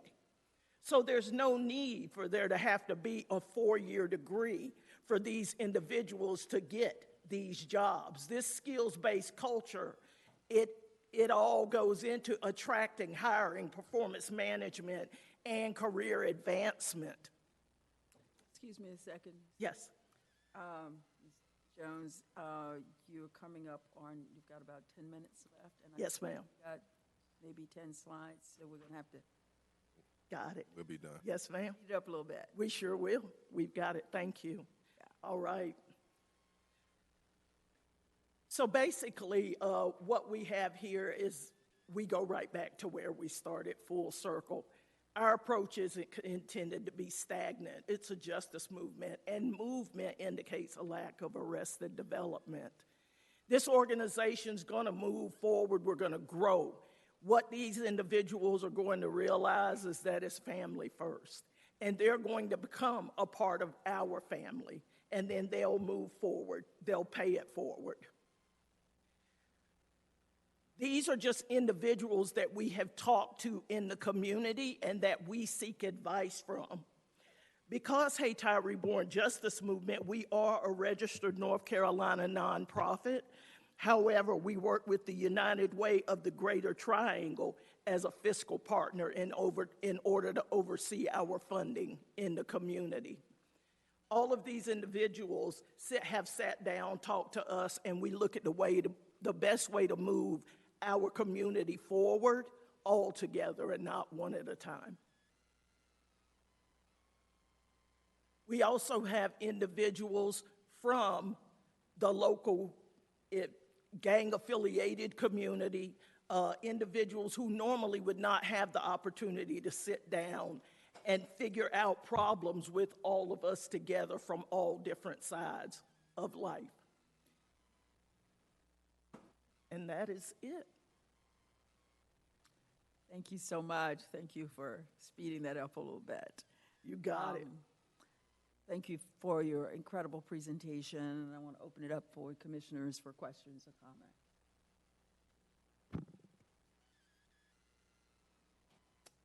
I don't see any hands. Oh, that's a good sign. Good, right? Mr. Jacobs? Yes, ma'am. Well, I was waiting to see if any of my other board members wanted to ask some questions, but I didn't see any hands up. First of all, thank you so much. And, you know, I just appreciate that you all, you know, want to do this. I mean, we, you know, all the problems that we are facing in our community, and we, you know, I just think it's something that's going to take all of us, and, you know, everyone who wants to help, you know, we want to support that. And so I appreciate that this is obviously something that you both are passionate about. And there's many ways to try to approach the problems we're facing, and approach you're suggesting is something that we haven't done. I noticed with the different areas that you're looking at, the one area that jumped out at me that we don't normally see was inspiration. And, that's maybe that's the secret sauce, right? That's right. And as you talked about, Steve, is, the whole creating a village. And, what comes back to me over and over again, and this is in a lot of other discussions, is that a lot of the things that we need to do are not rocket science, but they're very labor intensive, and we know that things like case management, mentoring, hand-holding, they're not sexy. No, they're not. But they're, we know that's what people need. And, that's what we're doing in a lot of different areas now with certified peer support specialists, peer navigators, community health workers, Bull City United. We are we're trying to focus on these things. I guess I know we don't have time. I'll just ask maybe for follow-up information, because I know the purpose of this was just to present the framework.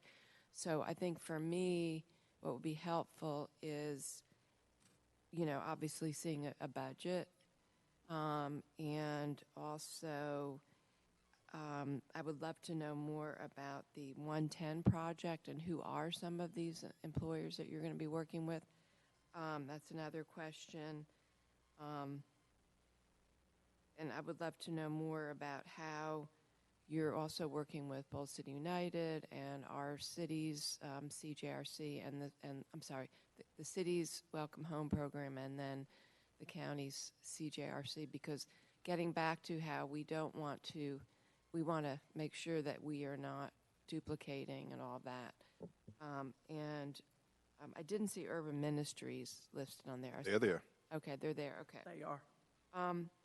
I'd like to know more also about who are going to be the mentors, the peer support specialists, that kind of thing, because I do think that training is very important. And we use certified peer support specialists and trained, people who are trained, and I think that we know that, just from Bull City United, we know the training is really important, and also the support for the people who are doing the work. So, Yes. so I'd love to know more about that. Okay. And then I know it's not in this slide, but the price tag was very big.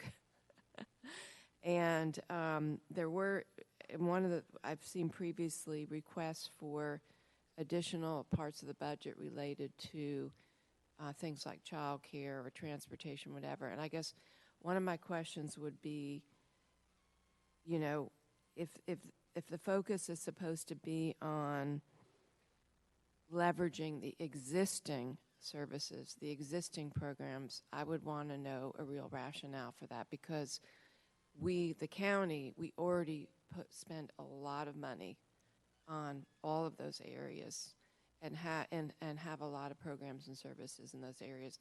And what we always hear is that, and which is what you're trying to address, is that people just don't know about those resources, and they're not connected.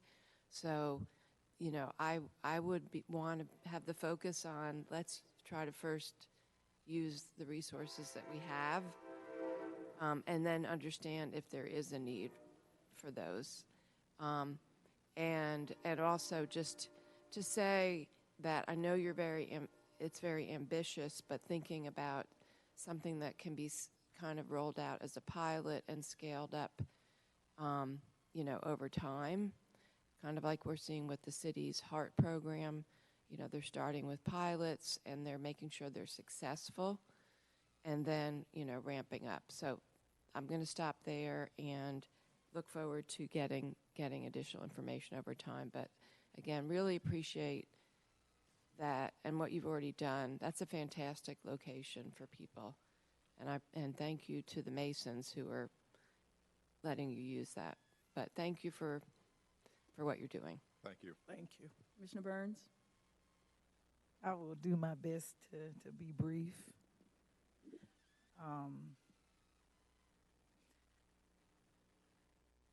I think, well, I am somewhat familiar, y'all correct me if I'm wrong, with 110. So that's the president, the former president and CEO of Merck, right? That's correct. And the former president and CEO of American Express. That's correct. Got together. So these are two retirees that decided we want to make sure that people that look like us can work. I really need folks to like take that in, because that's what we have sitting in front of us is two people that retired and said, I want to do the same thing. So like that, don't you cry? I'm trying to laugh to keep, y'all do not get it. This is, and we're going to say black a lot in this presentation because that's here. But Commissioner Carter and I were at Durham Tech recently with the North Central region. That kind of, it wasn't a COG region. I don't think it was our prosperity zone, but Johnson County was in there. And whether or not you want to make this a black issue or white issue, our children are dying and they're killing each other. In Johnson County, there are white children whose parents have died of COVID, who have passed away from meth. They walking up and down 95 in the same clothes on Wednesday that they had on Monday. That's the same thing that's happening here.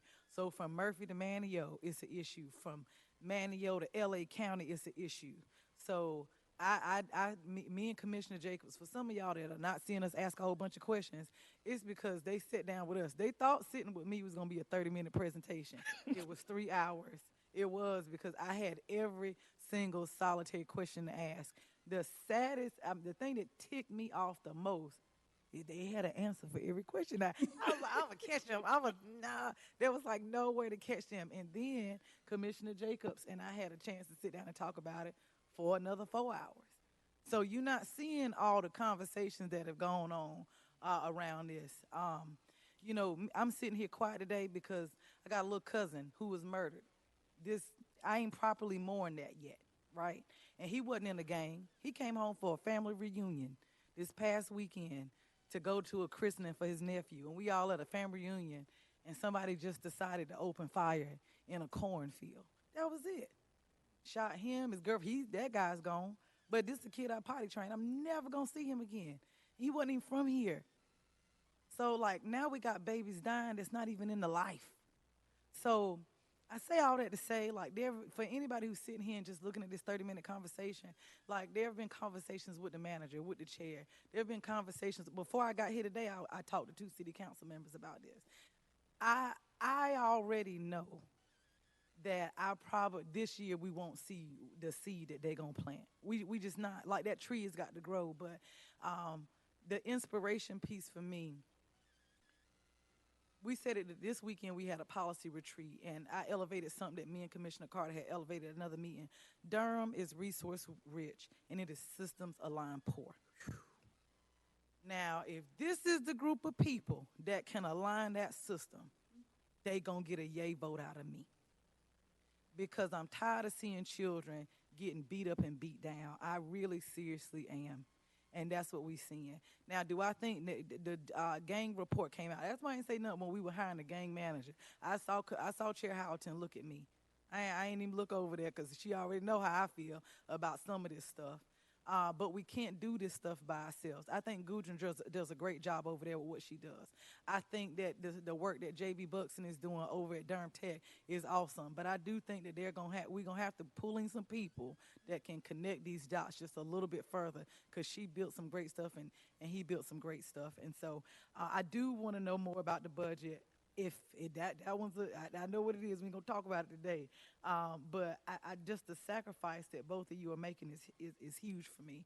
So the only thing I would throw out there, because I have a lot of other comments, that the leveraging somewhat, because as much as y'all know, I do think that there's some things that the manager and finance and DG that we are all working on that we can slide in there, and that might not have to be something y'all pay because we already have it going on. So I want to the extent that we can, leverage every existing project that we have. And I just want to use the area around Durham Tech as a microcosm. There's an elementary school there. There's R.N. Harris. They're developing affordable housing there. We currently fund a daycare there. There's travel to that daycare there. Right now, the Bulls Initiative is there. So there's your education piece. And then the other thing right now, J.B. Buxton announced a couple of months ago, he has enough funding for folks to go to Durham Tech to 2026 that haven't. So you get what I'm saying? But so much, that ain't his job to interconnect that. The social workers that we paid for, that this board, jumped out, the nurses we paid for, like a lot of times this is the purse, but we recognize other people got to do it. You go over there to Dr. Logan, you go over there to our Principal Leathers at Southern, you know what both of them did? Once they were in the meeting on their car, that joint city-county meeting, joint county commission school board meeting that we had. You know what they did? They said, oh, y'all have money for social workers? They went out and did their own recruitment because the 5 of us can't do the recruitment. Like we can, here's the money, here's the thing, you go out and do the work. So we do recognize that there's some space for that. I don't know to what extent that we will be able to fund this, but I do know these 2 things that came out in that gang assessment. That we need to align our programs. That was one of the top recommendations. And we need something that is systems. That was recommendation number 1. I think that this fits recommendation number 1. Even though we've seen a market decline in school suspension, black kids are still 7 times more likely to be suspended. They are 12 and a half times more likely to get long-term suspension. So they at the house and ain't nothing in Durham to do. And the YMCA is about to close and be under construction. So where they gonna go? And that's if they could have afforded to go there in the first place. So I look forward to whatever you all are gonna do. I hope that I can be supportive as much as I can in that effort. And I do want to say for my colleagues that I did get to talk to, we recognize what we can't do, and we don't have a problem supporting people who can do the things that we can't do. Thank you so much. Thank you so much. I'd also like to slide in that another thing that's a microcosm of the real world is the prison system. And if you can run that, you can run this. Commissioner Long? Thank you. Thank you so much for this presentation. And thank you for sitting down with me and Commissioner Carter a few months ago for engaging us and giving us that opportunity to get really in the weeds of everything. I'll keep it brief because I know we're running short on time. I think in addition to what Commissioner Jacobs mentioned about, wanting to see a budget, I would love to also see, I think this is a really great idea to not continuously recreate the wheel, reinvent the wheel, and having this sort of umbrella program. I would love to see, like, along with the budget, how you plan on measuring success and reporting back to us of, what type of successes have you had with matching people with jobs, creating opportunities for individual. I think that would be really great, not just for this board, but I think for the community to see how, if we're able to support this program, what it would look like. Thank you. Thank you. Commissioner Carter? Yes, can you all hear me? Yes. Great, because I hear you all really well. I just wanted to also thank Steve and LA for meeting with us back during the summer. Thank you for the expertise you bring to this, your heart for it. I think there's a lot about what you've presented that is clearly well thought out, organized, tons of partners. And I actually do think you're trying to do rocket science everywhere we go, whether it's improving outcomes in health, if it's improving outcomes in education, if it's improving outcomes in the prenatal to 3 space, middle school, disconnected youth. Everyone always talks about how we have programs, but our systems aren't aligned, exactly what Naimashima said. We've got to coordinate existing services, connect people to them, and align systems. And you have a plan for trying to do that for the older age group. And I was going to ask one question, in addition to the great questions I think have already been laid out there for you, in particular, more about the budget and outcome measures, is do you have a targeted age range? How low does it drop, I guess? How is it mostly focused on adults or youth and adults? We'll start as young as 5 years old, working through our recreation and mentoring program. So we're doing prevention, intervention, and reentry. So it is extremely comprehensive, and we are partnering, again, with other organizations like Made in Durham and others that are going to be part of our movement. As All Steve, right. as Steve and I have often said, Commissioner Carter, we are very aware that children, especially of the incarcerated, are justice involved. It's a good point. It's a really good point. Looks like you're taking a multi-generational approach and a very comprehensive approach, and that'll be hard to focus so broadly, but it may very well be necessary. Anyway, I applaud you, thank you, and look forward to learning just a bit more. Thank you. Thank you so much. Thank you. Were there any other callers? Monica? No, ma'am. Thank you. So I want to say thank you as well for all of the incredible work you have done leading up to this moment, because I know that has been an incredible commitment from both of you, and then the people that are working with you. This is, there's something called heart work and head work. This is heart work that you do. And if any of us can think about what just happened in Raleigh, that wasn't a black-white situation. That was human beings' lives being taken. Now, this community does a lot of things, a lot of disconnected things, where the systems do not align, as you said. Durham can get behind the boulder and push the boulder uphill together. This is about saving the lives of our community. We cannot sit by and make excuses and find rationale for not moving forward with this. It's just too important to just the life of this community. We got too many of our children, too many of our adults even, losing their lives because we as elected officials fail. We fail to bite the bullet and do what's necessary. So what I'm saying is, as elected official, as one elected official, I'm on board 100%. Because I know what a mother feels like when somebody knocks on her door and tells her her child has been murdered.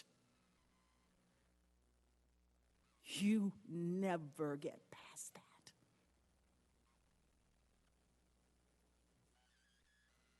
So, it's up to us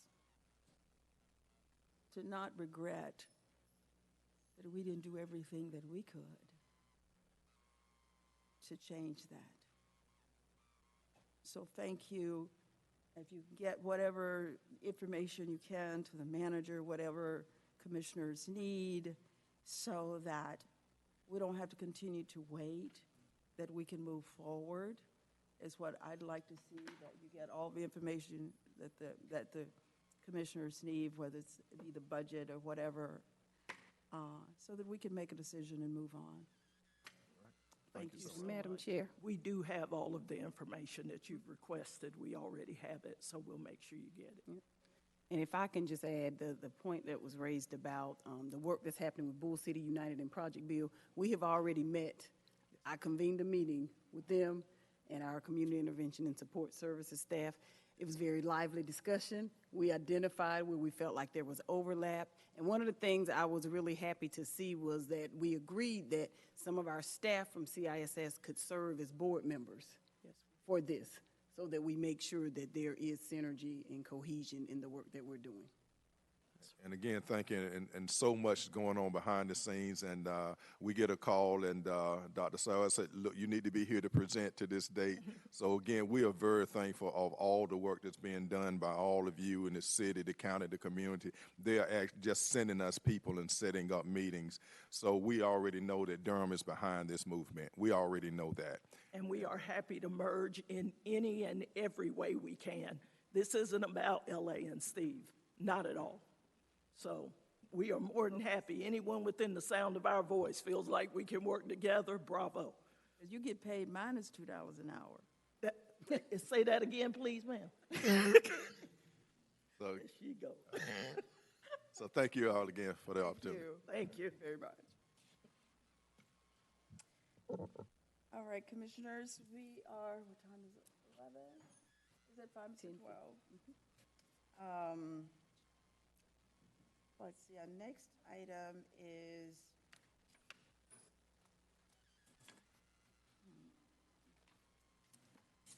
$220645.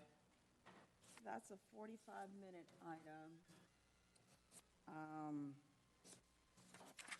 We can go ahead and take that one and then take a break.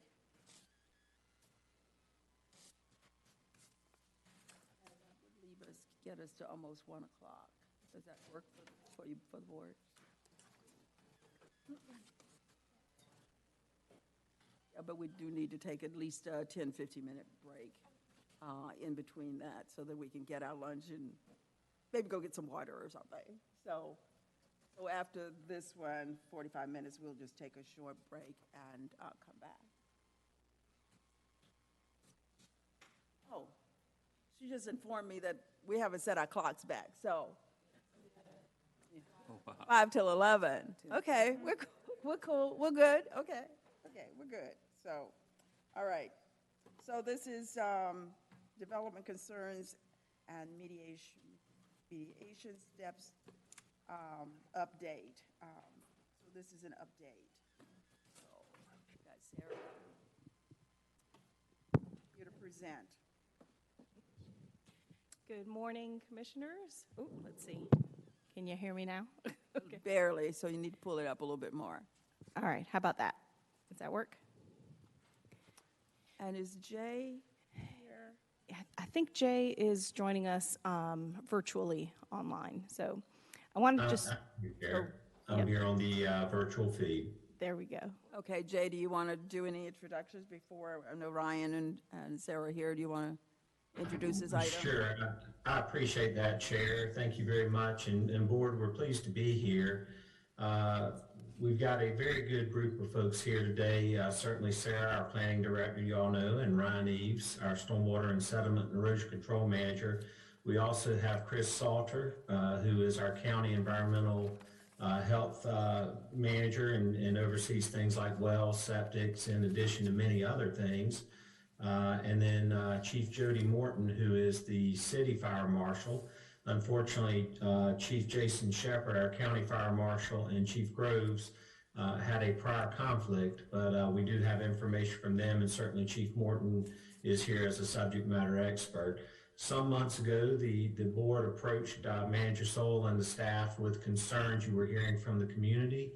We're very pleased to be here today with several recommendations we think you'll find of great use, and these sort of fall into we'll call them buckets. Some are some short-term things we believe either staff or staff with board support can move forward on very timely. There are some others that may take certain board actions but can still be done locally. And then there may be a few that would require additional actions, be it from the Sedimentation Control Commission in Raleigh that oversees our soil erosion program. From the Code Council, we don't really have a whole lot that's going to the Code Council to my understanding. But they oversee building codes, fire codes, things like that. And then there may be a couple of items that we would need to speak, or you may wish to speak to our legislative delegation about. However, we feel that a lot of the concerns the community has had are things we've found we can help influence locally. And so with that, I would ask Sarah and Ryan, and just as a final note, thank all these folks. They have put in some very, very significant hours to help develop this presentation today and these recommendations. And with that, I'll ask Sarah and Ryan to take the lead and begin the presentation. Thank you, Jay. I want to start by, I don't think I could have done a better introduction than that, so I appreciate very much the context there. We wanted to talk with you all a bit, and let's see if I can get this to advance. There it goes. To talk a bit about the concerns that we have heard regarding development, particularly in the southeast quadrant of the county, where we're seeing a lot of development activity currently. And we put together just this little graphic of all of the concerns that we've heard raised by community members, by staff. These are really important things for us to make sure that we're addressing as development occurs. And so we wanted to take the opportunity to talk through how we're short-term and long-term hoping to address some of these things. And first, I wanted to just give a little bit of context of, I think, why we're seeing a bit of a perfect storm right now in Southeast Durham in particular, where the majority of these concerns are stemming from. When you look at this chart, and it details kind of the amount of residential units that have been approved. If you look at from 2011 to 2019, so an 8-year span, we had less than 3,000, about 2,700 units approved. In 2021 alone, we had more than that. And there's more in the pipeline. As you can see, if everything that's approved that's still pending in the development pipeline right now, we would be close to 10,000 units just in the past 11 years. So that is a massive amount of development in a very concentrated area. And I think that's what's unusual about the development trend that we're seeing right now, is that it's happening so quickly and all in basically the same geographic area. So it's bringing up some unique concerns that we haven't really had to tackle before as a community. So this map puts a lot of what Sarah's talking about in a graphical context for you. You can see there's a lot going on in this map, and that's because there is a lot going on in this area of the county. The blue areas are projects that are currently active. Those are projects that have land disturbance permits and are currently being either graded or developed and inspected by erosion control staff. The little kind of orange or reddish dots, those are all the wells in the area. I know you've heard concerns from citizens in the area that have wells. There are the red lines and dashed lines represent some either sewer lines, pump stations, lift stations that are already in the ground or proposed as a part of some of the development that's going on.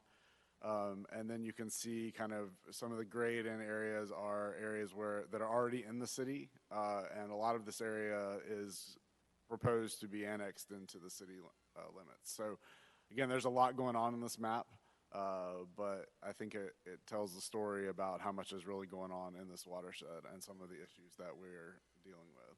I have a quick question, Ryan. What does IC and NIC mean? Okay, so those blue areas are our current projects. IC are the ones that are in compliance, and the NIC would be not in compliance. You do see some are pending, meaning they have not been permitted yet, or like the example in the kind of yellowish color at the bottom of the map, you see Del Webb, Carolina Arbors. That is a closed project. It is fully completed. So we're transitioning to more GIS-based database for erosion control, and so we're able to map a lot of this information a little much easier. When you say not in compliance, meaning that there have been violations? So in their most recent inspection, they had some compliance issues. We have kind of a 3 levels of inspections. We'll inspect a site. It's either, if it's in compliance, it's in compliance. If it has minor issues, things that we feel can be addressed relatively timely, we'll issue a not in compliance inspection report.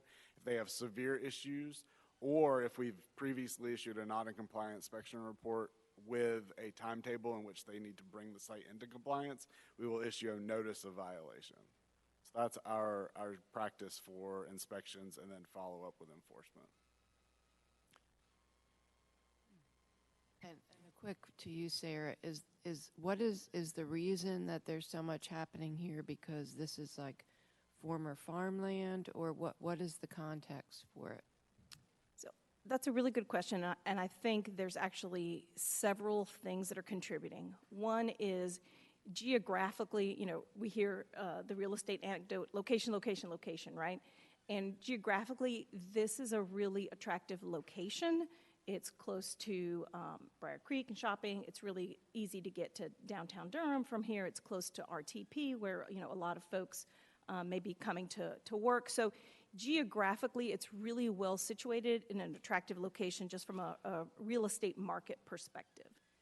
On top of that, certainly, the fact that the city has invested in water sewer infrastructure, the Southeast Regional Lift Station that makes development here easier is a contributing factor. But I think it's the combination of things. I don't think there's any one thing that can be attributed to it. It's kind of the perfect storm again.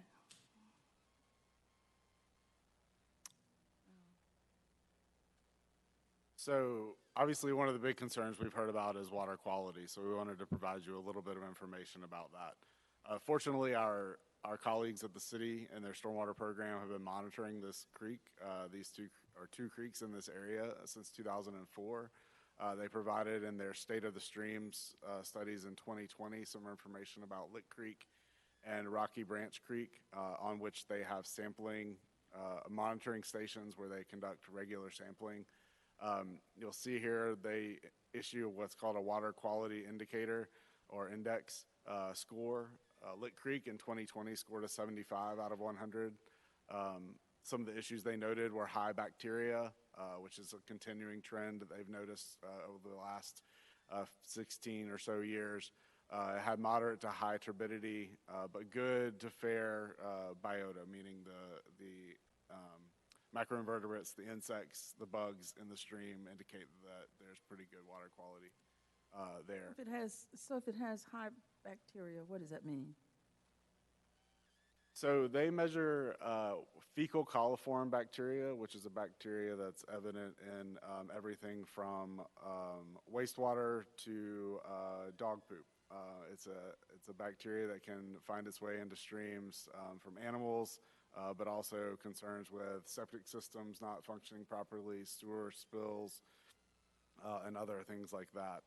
That's the bacteria that they measure. So that's what they were looking at in this case. So that doesn't prevent the development. It just, what do you do about that? There are a number of measures you can take, everything from just education and providing opportunities for folks who live in the area to pick up their pet waste, to addressing sewer spills where they happen, addressing septic tank discharges or failures where there are concerns of those. It also is naturally occurring because there are animals that live in the area. On the case of Rocky Branch Creek, you'll note that it's been improving since 2012. There was at one time a dairy farm upstream on Rocky Branch Creek that has since stopped operation. And so that's one of the reasons the city feels that they're seeing the improvement in bacteria numbers since 2012. I think Jay may want to chime in. Or not. I believe you covered it, Ryan. One of the aspects, Chair Howerton, city stormwater has had a fairly robust illicit discharge elimination program where they go out and they try to sample and then move upstream to find the source. And depending on what the source is, try to have it addressed. And that is something that we are working towards as well, as to if there is a particular source identified, for example, a farm not conducting manure operations correctly, or a group of septic tanks, or a leaky sewer, those can be readily addressed. Some of the other sources, as Ryan indicated, that maybe you just have a lot of animals or other things, maybe pet owners not being as responsible. It's a little more challenging, and so you're looking more either at the educational or other methods rather than something more direct.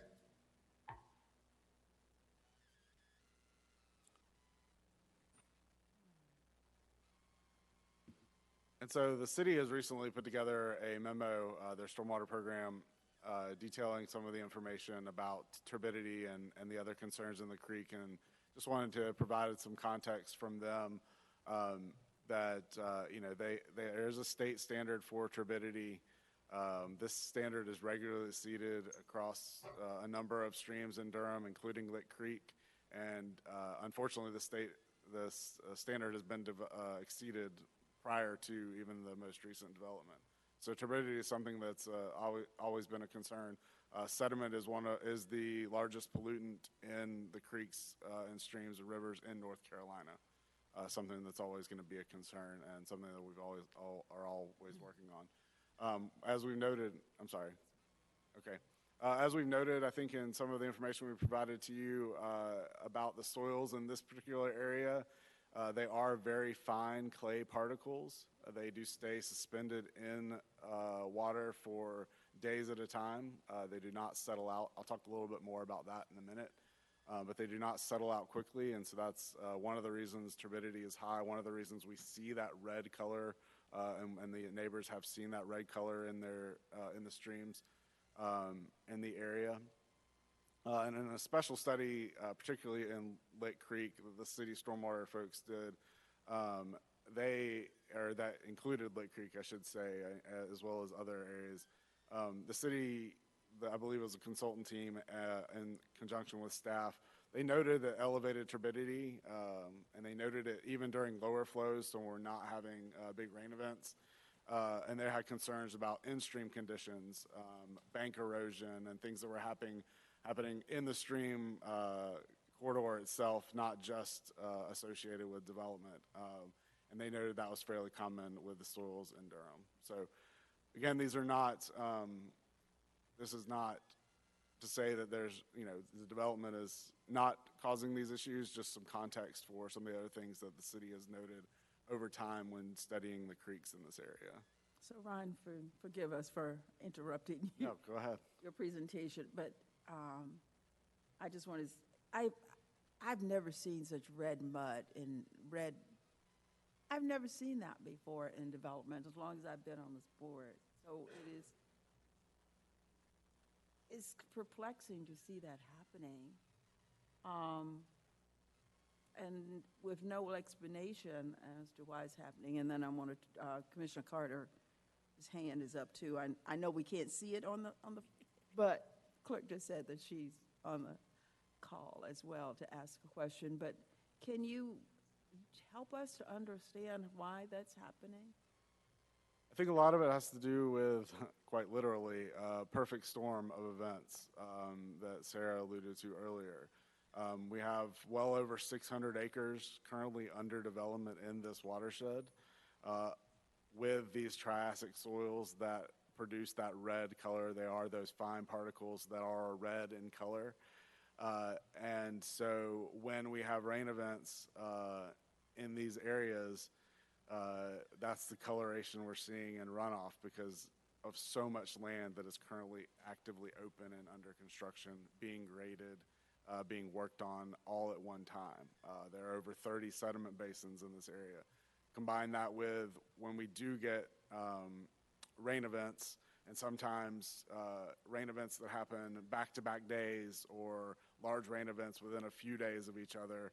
And so those sediment basins that we're talking about are not able to drain down and dewater like they normally would. They're overtopped, and so there really is no time made or a time for settling of those particles because they take a really long time to settle.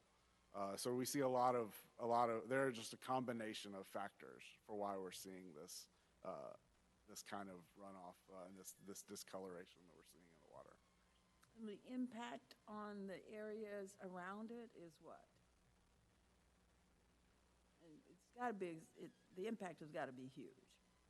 Well, we certainly have concerns. Obviously the in-stream water quality is of concern. The effects it's having on the biota in the streams and the health of the streams. That all of this discharges, these creeks run to Falls Lake, so we have concerns about the sediments that's collecting at the outfalls to Falls Lake or, ultimately long-term in Falls Lake are of concern. We've heard from citizens concerned with their wells and their drinking water, perhaps their septic systems and things like that. So there are some concerns. At the same time, these are fairly small particles that will eventually drop out and settle into the stream bed over time. That's not to say it's going to happen quickly or that that's a good thing, but it will ultimately equilibrate. The best thing that can happen is for what's currently under development to finish development, to be stabilized with ground cover. That's going to be the thing that ultimately helps limit this red discoloration, limits sediment leaving these sites over long term. So can I add just a little bit about the water quality concern? We've heard a lot of, Ryan mentioned that these creeks feed into Falls Lake. As we know, Falls Lake is a drinking water supply source for a lot of places, particularly in Wake County. And, and Jay could probably speak to this more eloquently than I can, but Falls Lake has multiple intake points. So depending on the level of sediment in the lake, they can take water off at the appropriate level to be sent to, I think the plant is Johnson Plant in Raleigh that treats that water. I went and I pulled all of the water quality reports for the drinking water coming out of that plant that's being processed from Falls Lake, and they are all clear. So it's amazing what a water treatment plant can do. I don't want folks leaving with the impression that we are sending contaminants into Falls Lake that is then, affecting the drinking water quality for our neighbors, because that's not the case. Those pollutants are going in there, but the technology of the water treatment plant is able to compensate for that and still deliver water that is perfectly potable and meets all state standards. So, Commissioner Carter. Madam Chair, if you'd like, I can wait to the end. Okay, is that what you'd like to do? Yes. Okay, all right. Jay also has his hand raised. Jay? Thank you, Chair. And Commissioners, a couple of points. Certainly the state standards, we are bound by state law. We can only enforce what the state enables us to enforce. And to some degree, it could be said the standards are designed for the 80 or 90% case. This part of Durham County is a little bit of a rare case given how fine these particles are. So they're sort of like feathers in the wind. They stay suspended in the water for a very long time. To that end, I think we do have some things coming up in the presentation that will show a path forward to help at least mitigate, if not address, these concerns. Thank you.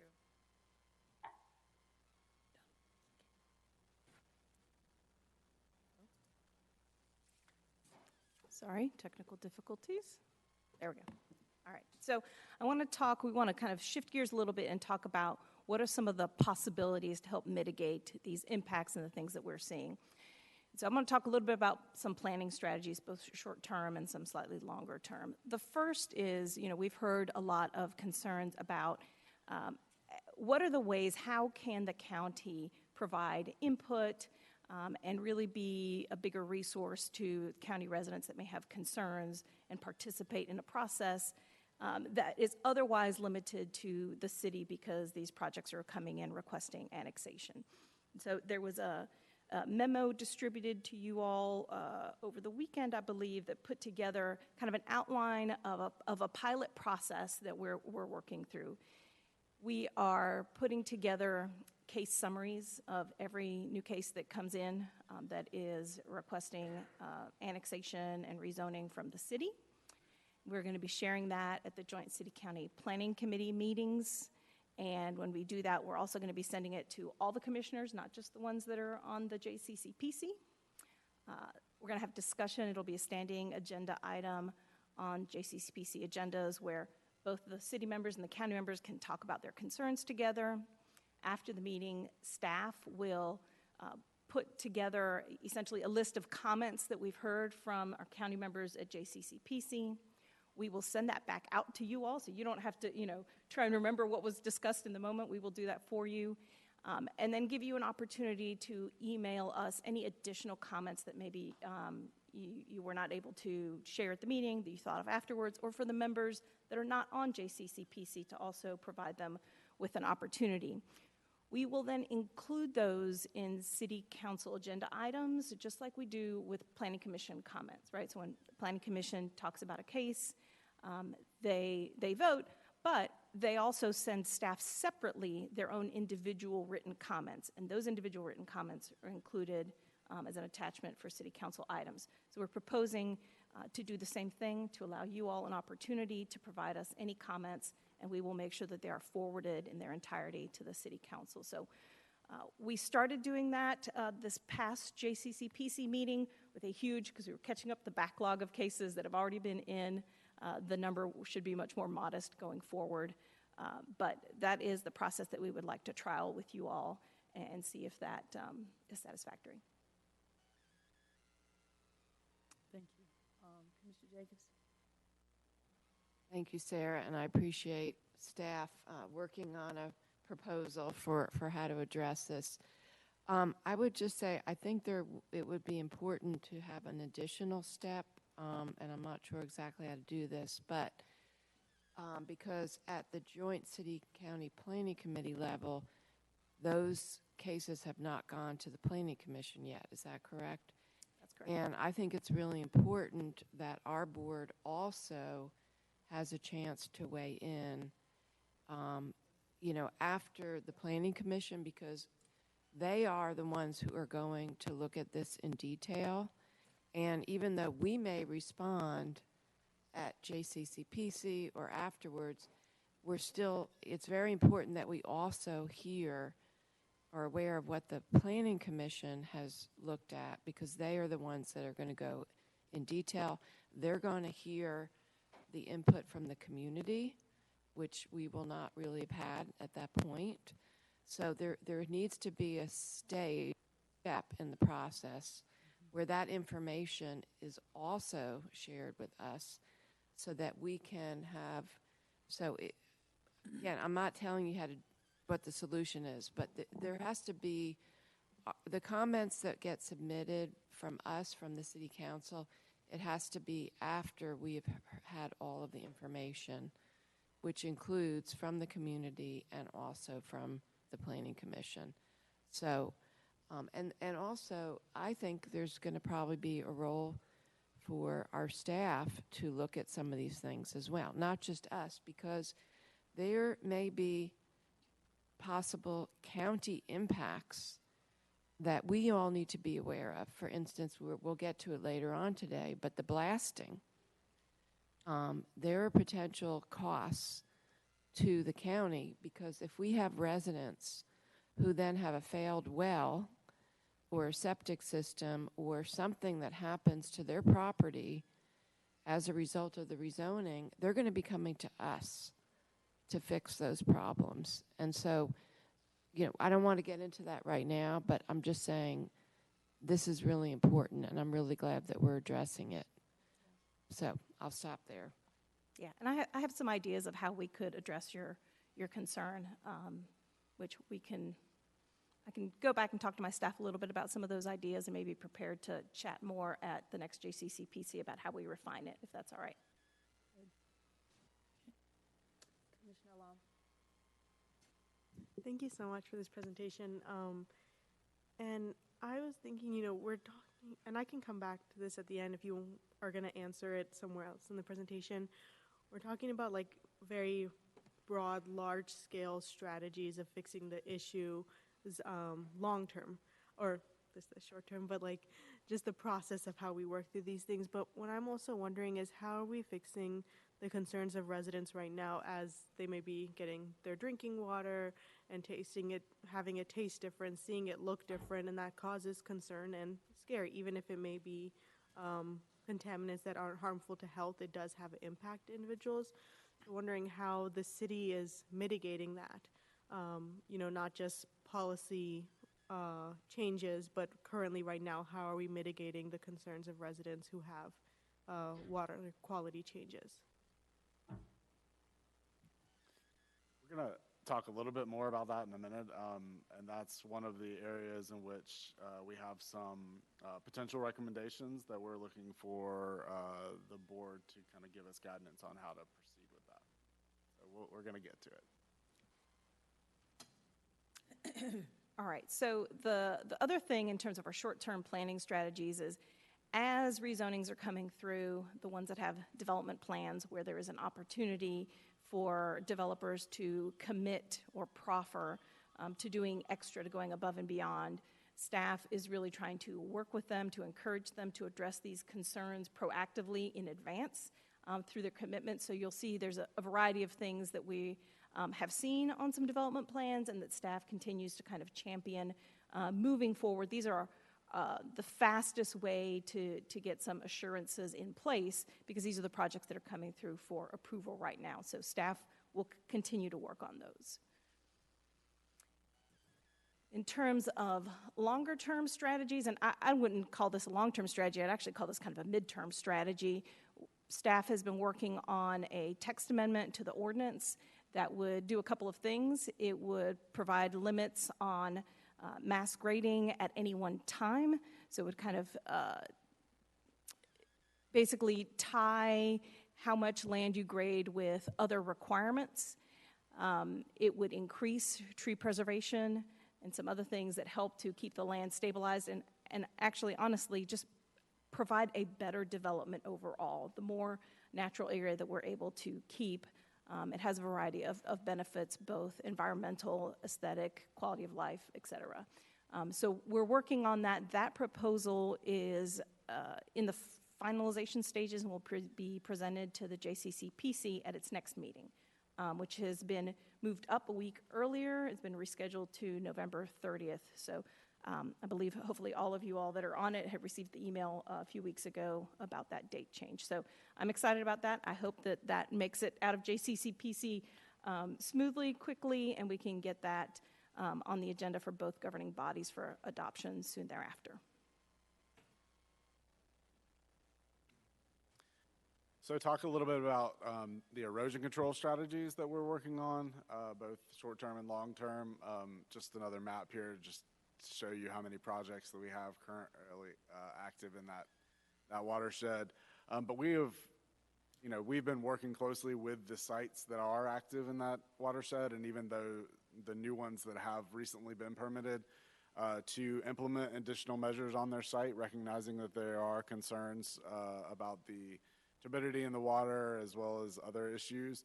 Some of those things that we've been working with them on are additional ground cover requirements, getting them to stabilize those that disturbed area as quickly as possible. Use of flocculants, I know that's a term you may have heard, and I'm going to talk a little bit more about exactly what that is in a minute. Augmenting their outlets so that they are doing a better job of keeping the turbid water on site for a little bit longer and filtering that water a little bit more where they can, as well as one site in particular had a stream crossing installation. I'm going to show you a picture of that, that we had staff working very closely with them while they did that installation to try to do it in the best way possible. Additionally, we're looking to increase inspections, and this really goes across the county, but allows for a little more time out here. We have almost closing in on 300 active projects right now, and up until just a couple weeks ago, only had 4 staff working to do inspections. Fortunately, we were able to hire another erosion control technician that you approved in the FY23 budget, and he started just a couple weeks ago. He's very experienced, so we look forward to him hitting the ground running. And he's just getting up to speed on a little bit of our policies and things, but we're excited about that, and that should increase our inspection frequency, which is one of the things we found to be the most effective in keeping sites in compliance. Oh, that's the wrong thing. So just to give you an idea of some of the things that we have been working with sites on, this is a picture of one of the sites, and this site really is at the very top of the watershed for Lick Creek. On the left side, you'll see the outlet in June of 2022. That's a silt fence outlet. There was runoff on the other side of their sediment basin running to that outlet. And so you'll see it's fairly minimal. we worked with them, and by August, you can see that they really beefed up that outlet. We've got 2 rows of gravel before the outlet for that water to run through, as well as, you can't really see it in here, but they were using a sediment bag to try to capture as much sediment as possible. And then, big change, you'll see it's very green. They've gotten a lot of their ground cover established, which again is a very, very important technique to minimize sediment running off the site. So this is just one example of where we've worked with a site to try to beef up their erosion control measures. Again, this is another site where they recently installed this stream crossing, and you can see here the concrete box is the culvert through which the stream flows. You can see they've got silt fence, good ground cover, getting established there, and you can see the water flowing through this creek or through this culvert. While it is turbid, and you can see that it is a little brown color, we're not seeing quite that reddish color that we were having concerns about. But over time, we expect that this water will run much more clearly. So to talk a little more about the long-term strategies for erosion control, we are looking to amend the erosion control ordinance within the Unified Development Ordinance. We have several proposed amendments, including doubling up on our silt fence in sensitive areas. This is something staff has been recommending for years, and for the most part, we have not had much pushback. In buffered areas where we have streams, where we have wetlands, other water bodies, we've said, hey, look, let's put two rows of silt fence here so that you can limit the sediment leaving the site. That's something we're going to codify in the ordinance. As well as we spoke about these triassic soils and these fine clay particles. We're going to create and include some very specific requirements for those areas of the county, including larger sediment basins with slower dewatering times to allow those particles more time in the basin to settle out. We're going to have stricter ground cover requirements. Right now, ground cover can be as simple as seed and straw, which can take some time to establish. Here, we're going to require hydroseeding or matting, which are 2 methods that get ground cover growing faster, as well as requiring those flocculants. And as far as I know, and having spoken to our officials at the state with their sediment program and the folks that oversee all of the local programs, no one in the state requires flocculants. So we're looking to be the first to really require those in the state. Also including stop work orders. Currently, we don't have that ability. We can issue a notice of violation. We can issue not in compliance. We can't officially require anyone to just stop working on anything else and commit their time to erosion control. So we're going to add that into our ordinance to give us that ability. Additionally, as some of you know, we've had issues in the past with sites claiming to be agriculture and then using it as for dumping of materials and things like that. So we're looking to tighten up that loophole a bit. With these amendments, we are required, because we are a locally delegated program under the state, to go to the Sedimentation Control Commission for them to approve our amendments, or they at least review and then approve them. And we're on the agenda for their November 15th meeting to get this process started. So there's this one reason, again, like Sarah said, this kind of a midterm goal. But it will take us a little while to go through the process, because while the Sedimentation Control Commission, they will review these amendments at their November meeting, we will then bring them back to you and the City Council for adoption, and then the Sed Commission will have kind of a final approval at their February meeting. They only meet quarterly, so we're trying to push this through as quickly as possible. Chair Howerton, did you have a question? Oh, sorry. I just want to real quick say that Ryan and I have been talking, and we want to make sure that both the mass grading, tree preservation amendments, and these amendments move forward as quickly as possible. So in order for them to do that, they may actually travel separately. If their timing syncs up, they may come together as a unified amendment, but we don't want to hold one or the other up, because we do feel that it is really important to get these on the books as soon as possible. So just want to let you know.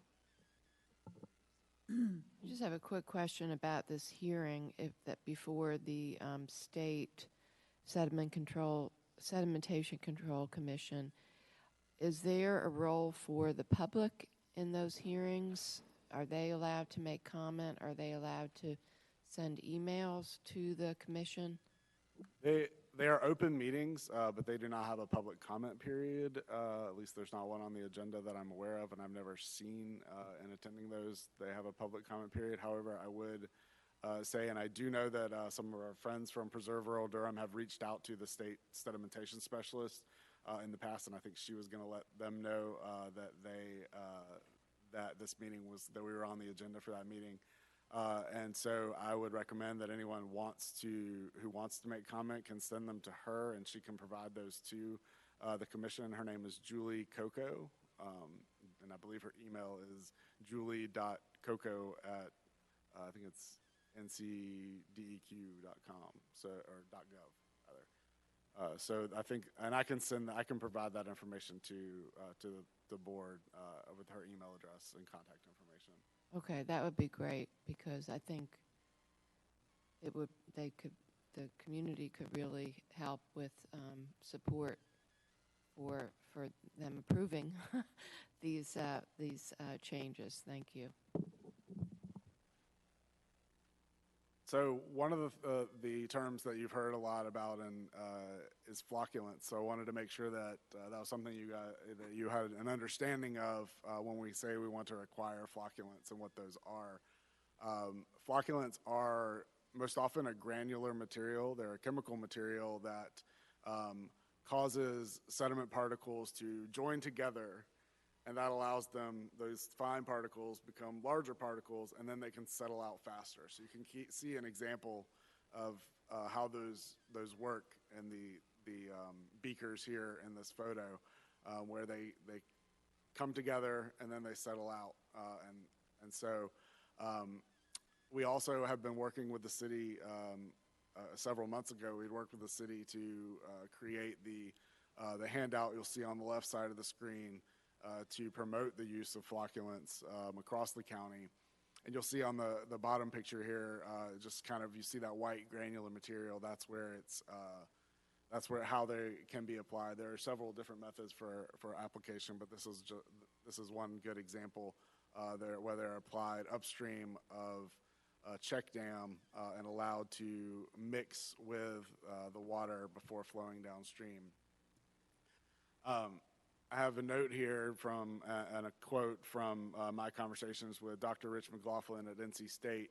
We're fortunate to have one of the foremost experts probably in the world on flocculants right here in our own backyard at NC State. And so I've had several conversations with him about how best to include the use of flocculants in our ordinance. And he has reviewed the proposed language that we're using. And fortunately, he's also on the Sedimentation Control Commission. So we feel like we'll have some support there for including those within our ordinance. But I did want to give you a little bit of background on flocculants. They are really quick. I did want to point out, though, that they are not made for surface water application. They're not. The ones that are used are non-toxic, but they're not recommended for, we can't just go and put them in Lick Creek and then all that water settles out and it's great. We want to keep those for use on these projects in their sediment basins before the water then leaves the site. So unfortunately, that's not a quick and easy solution for the turbid water, but we think the use of them on these projects will have a more long-term effect of improving the runoff from these sites. So the things we've talked about with planning and erosion control are things that are largely already underway. They're things that we are working on and committed to. Some of the things we're going to talk about now are more potential strategies, and this is where we're going to be looking for your guidance as to what some of the next steps are. In the environmental health arena, some of the short-term strategy gets to what you were asking about, Commissioner Alam, with conducting some well water sampling for local homeowners in this area. We know we've heard concerns from them about their filters filling with a reddish color and them having some issues with their drinking water. We know there are approximately 392 known wells in this watershed. And so that's a lot of wells, that's a lot of properties that may or may not be affected. I can't speak to that. But we also know that our environmental health folks are fairly limited in their staffing. And so in order to conduct any kind of well water sampling, we may need to contract that out. This could cost as much as $150,000 just for the sampling alone because of the cost to run those samples. That is, may or may not include any contracted services. The environmental health folks want to make it clear that their sampling is only for informational purposes. They don't carry any enforcement. And so any enforcement ability to necessarily address the water quality that's coming out, but it would provide some information about, the safety of their drinking water. And it's important to note the age and construction time of wells. It could be, some of these issues could be, related to just the age and the kind of construction done on these wells, in the past or not. Long-term strategies, we could continue that monitoring. The state has a recommendation of every 2 years to conduct such monitoring. Again, that would require county funding to, continue that. But if that's a route we want to go, that's just something we would have to consider. Yes. Commissioner Burns. I guess, and I know we're going through a lot of strategies, and I've met with some of the groups. I've listened. I've tried to look into some of the things that the fire marshal is doing. I know how much work you all are doing. I know that some of these and you might get to this, some of the strategies that we're talking about are things that can be done in the city where we can actively treat some of this water. And I guess my two concerns, because I was going to wait till the end, but, how much are these strategies going to help folks who are not on city water? Because, and that's because I'm just a layman at this, so I want to understand that, because I feel like that's where the complaints are kind of coming from. And maybe I need to sit with y'all later and connect those dots if that's helpful. But I do want to know that, and this is something I would like to kind of sort of see an answer to that if you all are going to do it. But I also want to elevate. I've been watching how this is played out at the Joint City County Planning Commission, how it's played out at our other governing bodies meetings. And I think one of my concerns is, you say that there's 3 different levels of violation, of compliance. You can be in compliance, you can be out of compliance. It might catch you out of compliance, and then you just out here playing games, just doing what you want to do. I guess for me, if we have rules and regulations set up, the state does, the county does, and somebody's out of compliance, my simple yes or no question is, are individuals not in a position to then go and legally seek refuge from these developers? Like, if we're sitting here talking about blasting, if we have a regulation that says you can blast, you're allowed to blast, but you need to be marketing it, telling people a little box needs to be set up. I don't know what the box is called. There's a box, and they're not doing it. Then why is nobody calling the police? Like, why is nobody being sued? Like, that's where so I want to know what remedy, and if y'all could speak to that too. So those are my two, like, how is this going to help the folks that are not on city water, and what remedies do they have? Because you all are doing a lot of work. Y'all are doing a lot of work. We're doing a lot of work having these conversations. I'm trying to understand, even outside of these, like, what remedies do people have? Because it seems to me that these folks are doing what they want to do anyway. So that's an excellent question. We're going to talk a little bit about that in a minute. And then we have some other resources here with us today that may be able to give us some additional insight too. All right, so I'm going to cover a few things related to potential strategies from both the city and county fire marshal. Here we are. Short term, I think both of those offices have been trying to do a lot more work to help educate homeowners on their rights, their ability to file complaints, how to do that, how to contact blasting companies. Blasting permits require liability insurance. And so homeowners may be able to be compensated for damage there that's caused by the blasting. And there's some caveats to that. But in addition, really encouraging homeowners to participate in pre-blast surveys. So whenever someone is proposing to blast, they are supposed to, give notice to a certain distance and give folks the opportunity to document essentially the condition of their property before the blasting occurs, so that afterwards, if there is damage that can be attributed, there is a mechanism, a recourse there. So in terms of longer-term strategies, so all that was basically just helping to educate people now and encouraging them to take advantage of the process as it exists today. But in terms of longer-term, there are some potential changes to the blasting permit process. There are things that could require earlier notification. We've heard some complaints from folks that, they just barely found out right before it was about to happen. There's also the possibility to require well testing after blasts for turbidity. There's the ability to limit the number of blasts per day or to limit when during the day it happens. I think some of that already occurs, but there's the ability to tighten that up further. And some of these changes, just to be transparent, would require approval from the Building Code Council. So that's something that, again, I think we have some folks here that if there's more specific questions on that, they can address those. But the other thing that I heard from both our city and county colleagues was that other than issuing a permit and being able to revoke the permit for noncompliance, they are really limited in terms of their ability to regulate these companies. And so an ordinance that allows them to regulate them further to monitor their safety records is something that could be considered, but again would require approval from the Building Code Council. So there's some potential there for some additional work. And so kind of to wrap it up and open it up to more questions in terms of next steps, we've listed a variety of things that we're currently working on, things that are underway.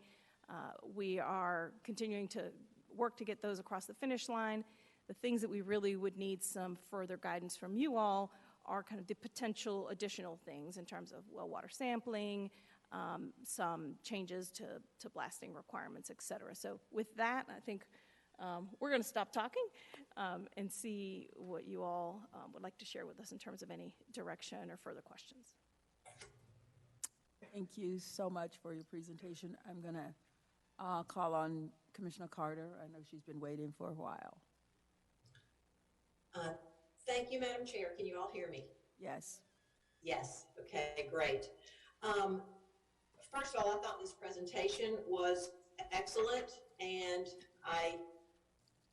it's clearly evident that the planning department and our erosion control folks and our public health folks and our engineering people are just doing a ton of work on this and are trying very hard to be responsive to the citizens' concerns and in turn to our concerns. And I'm really appreciative of that.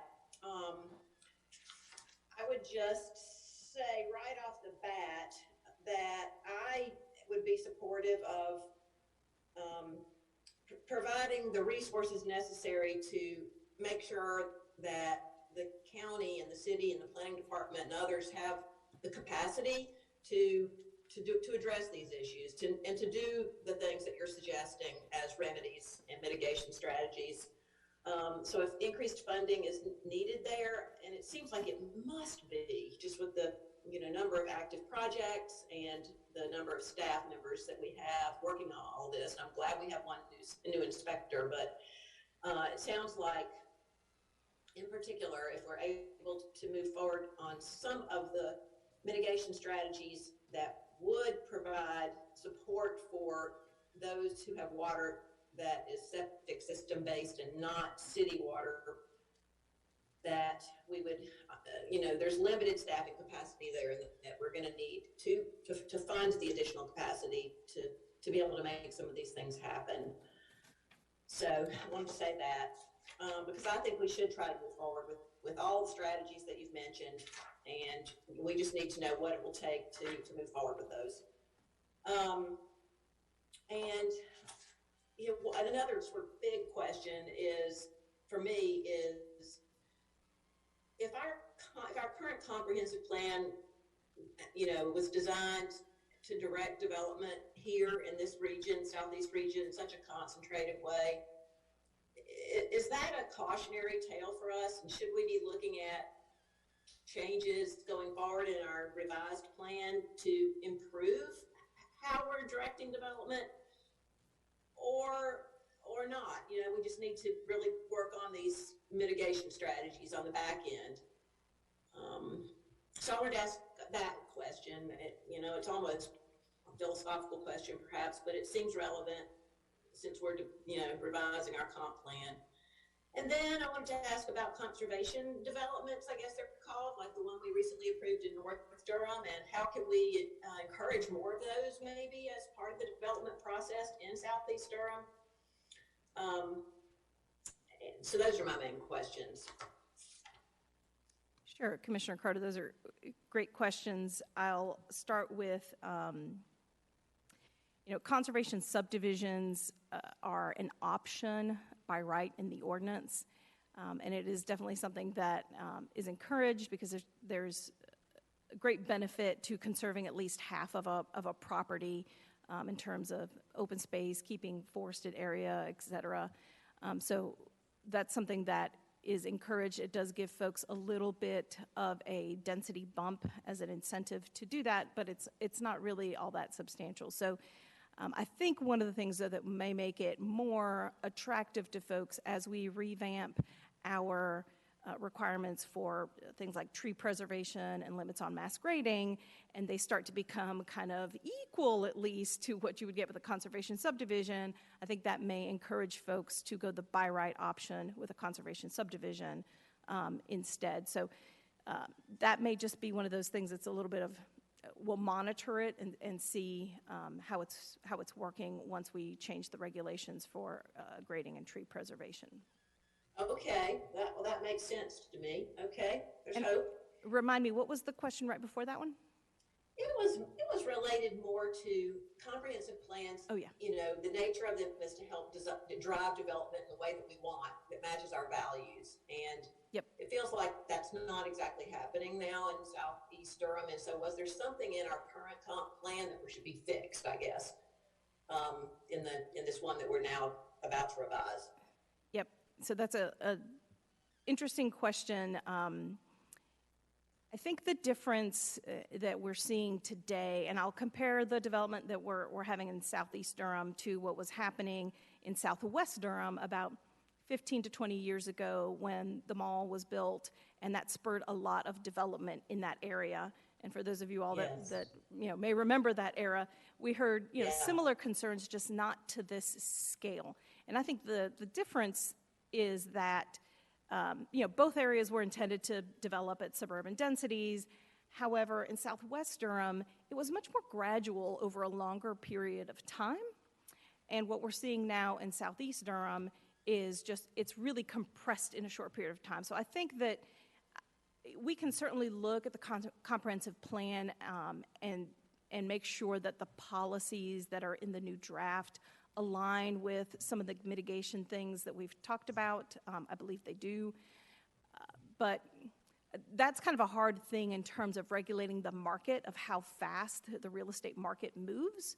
And that's something that's really challenging even for a visionary comprehensive plan to do. So we'll certainly look and see. And if you all have any good suggestions, we are more than happy to look at them and see how we can include them. But that's just a challenge, I think, that sometimes is beyond our control. Okay, well then, in that case, back to my first comment about being supportive of increasing capacity. Because we obviously need development to happen quickly in some ways, because we need more places for people to live, so we need more units. And if development is moving as fast as it is, being driven by market forces, then it does make some sense, to me at least, that we need to invest more in our city-county capacity to manage the development. So I'd be curious to know, I'd be curious to hear more about others' thoughts on that. at some point. Thank you very much, you guys. Okay, Commissioner Burns. I just want to follow up and just echo even some of the sentiments of my colleague. A lot of us went to, well, the board had the opportunity to sit in on a presentation a couple of weeks ago at Hub RTP. And no, this is not just acute to Durham, but for the region, you know, when they talk about 1 million more people moving here. For 1 million more, and I forget what year it is, 20 whatever, but if somebody could throw it out there, I'd appreciate. Thank you, 2050, 1 million, is that correct? So in order to accommodate 1 million people in the triangle by 2050, we need 445,000 new dwelling places. If I'm not mistaken, the math on that goes out to about, 14 to 18,000 a year. I think we're only doing 4,000 to 8,000 completed projects a year. So I do recognize that we need housing, but I'm not just saying this. I know what our board is committed to, but I also know that we're very limited in what our legal capacities are to do. So I'm elevating this sentiment. Like, we all want more housing. We all know that more housing is necessary in the region to fit this capacity, but there has got to be a socially responsible way to do it. There just has to be, and I don't know why we have colleagues or we have people in the community or businesses moving in the community that just don't see that or recognize that that's a value that's important to us. You know, we want clean drinking water here. We also want affordable. I know we can't do inclusionary zoning. I have no idea why we are seeing the Planning Commission turn down housing projects, and then we're seeing other bodies push those projects, 100 houses, 200, 300 houses, 900 houses, and none of it is set aside for affordable housing. So I'm also asking two big questions, and this is just to elevate for the community and for anybody else that has a position of power to vote on this. Who are you building this housing for? Because it's not in Durham. And why are you so determined to make sure that they don't do it in a responsible manner? That's it. Now, that's not to the Planning Commission, because I know they're doing everything they can. And the sad part, again, we're limited in our capacity. So I want to echo the previous sentiments of my colleagues. I want to give you all the resources that you all need in order to aid us in combating some of this, or at least calling it out when we see it, because I know you all are stretched thin. And we talked about that at the Joint City County Planning Commission. You know, you all are getting 28, 30, 40 permits, and it's only so many of you all. You all are getting private individuals to do text amendments, and you all are trying to review them yourselves. So I do hope that some of our other colleagues at other bodies have been paying attention to this. I do hope that folks who are trying to move here are paying attention to this, because we're paying attention to it. And while we're limited somewhat in what we can do, our voices are very loud. We can improve how much we can put some more money in their pockets so that they can swing a bigger bat at you, and so we can make sure folks get into compliance. But I beg you, I beseech you, for anybody who's watching this, I want you all to think about how we can do this more responsibly, because in 10 years, you're going to look at Durham and you're going to ask yourself, what did I do to cause this problem? And that's all I got to say about it. Commissioner Long? Thank you. I wanted to touch back on the short-term potential strategies that you shared. I like the idea of, doing the well water sampling. I still wonder, if the well water is sampled and there are contaminants that, continue to be a concern for residents, what's the next step from there? And also seeing the costs being, as much as $150K. I think I would like to also hear more, what is the shared responsibility with the city on this? Because these are developments approved by the city that's impacting our county residents. And so having some responsibility shared from their end in mitigating these issues included in the comprehensive plan, like long-term, the city's going to continue to approve development projects that are going to continue to impact our county residents. And we can't just have it that, they approve these and then the county is left to mitigate and fix these issues on our own. So I'd love to see that, how we can talk about that long-term. We're going to invite our colleagues from environmental health to maybe answer some of your questions about the well water sampling.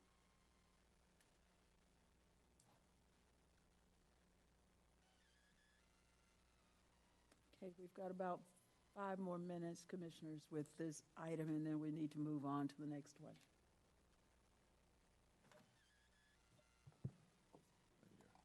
Good morning.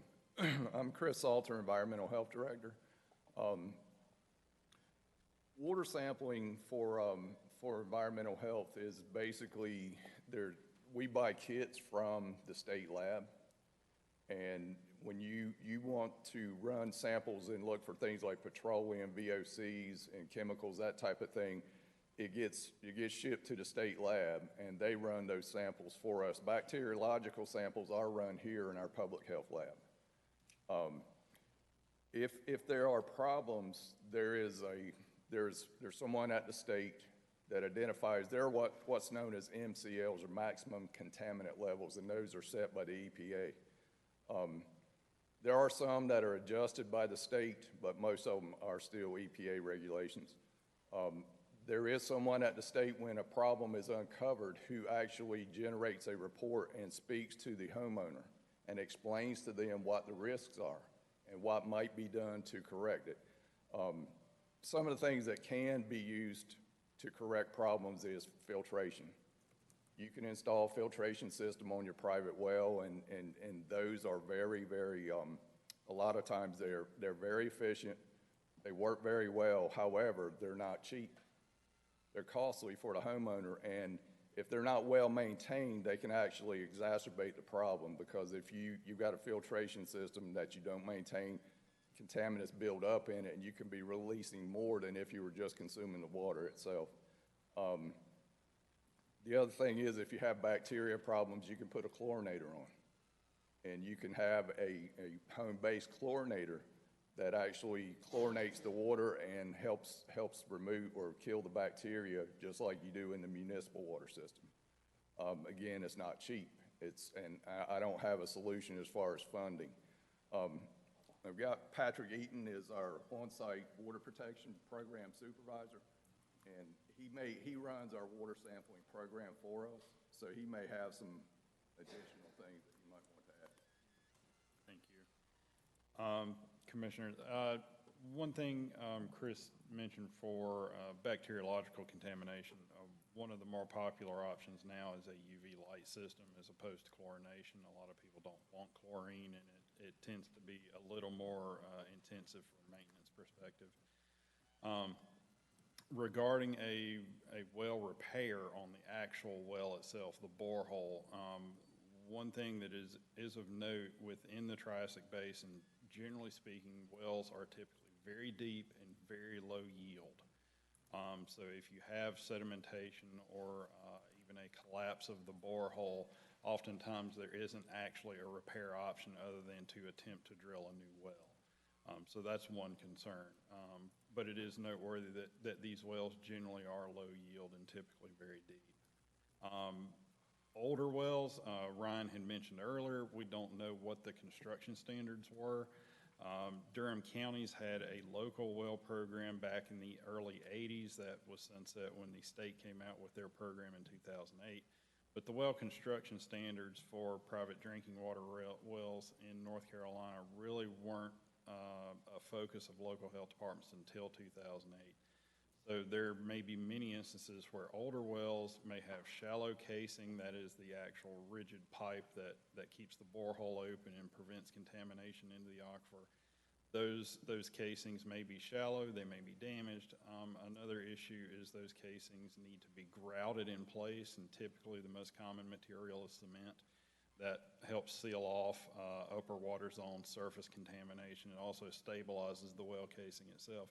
Many wells that predate the 1980s may very well not be grouted at all or have very shallow casing. So there are some repair options.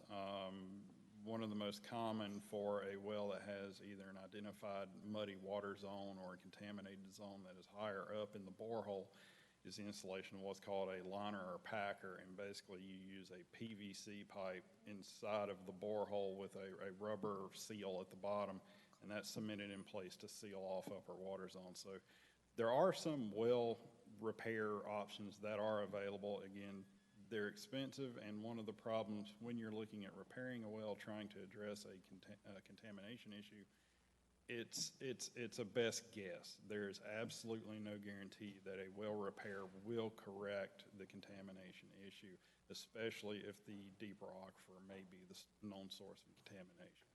So those are just some of the considerations, but by and large, those are kind of your main three options when you run into a well problem is either drill a new one, try to repair the existing borehole, or use of filtration or chemical treatment.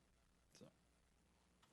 Thank you. One more thing I'd like to add real quickly is we don't have baseline data on any of this, so if there were older wells that were already contaminated, we don't know if the construction, the blasting actually caused it or not. And we don't have water here in Durham County that moves a lot. We're not on the Castle Hayne Aquifer like they have down around Wilmington, where you've basically got a river underground and it moves. And you know, you've got good water that's moving all the time. Here you have pockets of water that were trapped centuries ago.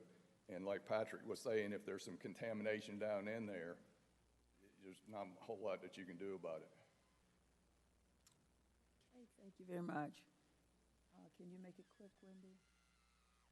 Well, thank you so much. And as somebody who lives with a well, on well water and a sewer septic system, and Patrick, you helped me about 10 years ago. It is a really complex issue, and I'm just really grateful that we're having this conversation right now. Thanks to citizens in our community that have raised the flag, and also thanks to our staff who has brought forward these solutions. One of my questions is, how are we going to share this information directly with city council members, with city staff, with the development community? And so I would like to ask, whether you can put together a memo, a report that is going to be shared of what are some things that we are requesting and recommending, because what my question is, during a rezoning, a lot of the things that you listed that we may not be able to do by right now, and including proffers of, how are you going to help with affordable housing? Can we say that the county is asking that you all please discuss these when you are looking at a rezoning, that these are things that we consider priorities and important? So that's number one for me, that I would like to hear from you all about. And the second thing is related, and I know we didn't get to hear a lot about the blasting, but that's also of concern. And is there a way that we can have a fee? When it's like, who's going to pay for testing the wells? Who's going to pay for repairs? Who's going to pay? Is there a way for us to also, as developers, proffers, that they could pay into a fund for this, for testing, not just before the blasts, but also as an ongoing, if we have to have monitoring? So that is my second question. And I fully support all the things that you've recommended to move forward on those. Thank you. But I'm just wondering about those two things. So there are, it sounds like this conversation needs to be put on the agenda again.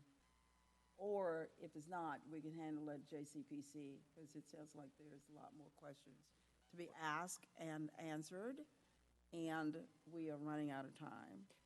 I was going to recommend that we add it to JCCPC and maybe sort through some of these issues that you raised. All right. Can we get it on the next agenda? Because this is really time sensitive. Yeah, we really appreciate all the work that you're doing. We've talked so much about all the resources that might be needed, but, we do need, and I absolutely support that we do need development, we do need housing, all of that stuff we need in Durham.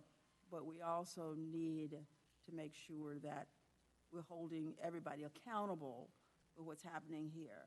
and not just throw more resources at it, but what's the accountability, what's the strategy that we need to handle all the stuff that we've talked about. So if we could put something on the next agenda, JCPC, so that we can continue to handle this conversation, because it really, we just can't just let it go. So we appreciate you and the work that you're doing. Thank you so much.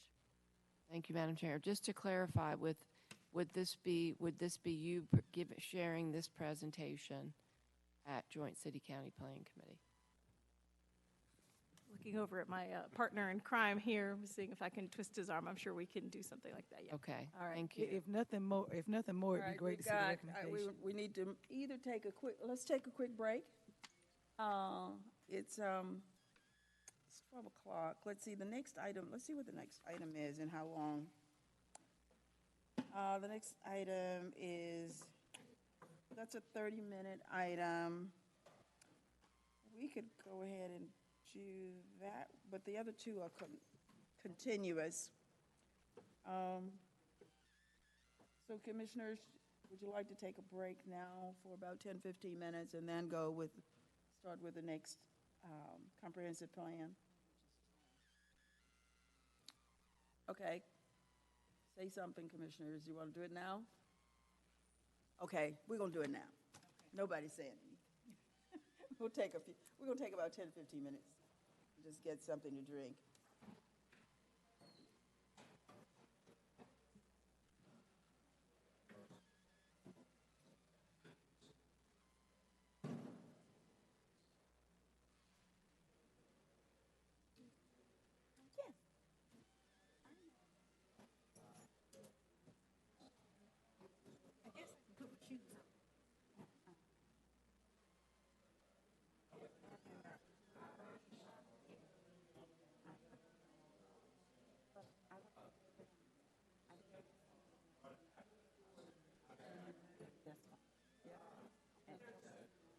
And I'll go, and what you can do is I'll go in and look at them, because I noticed, I actually had it pulled up, and so I noticed that, where it is.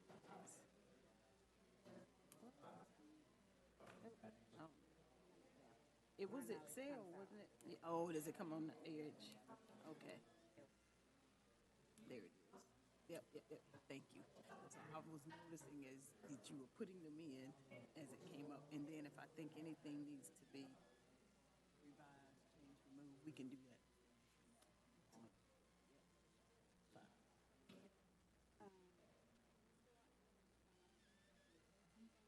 No. Because if anything grabs their attention, they'll ask a question about it, and we can discuss it, but it's really just for them to review.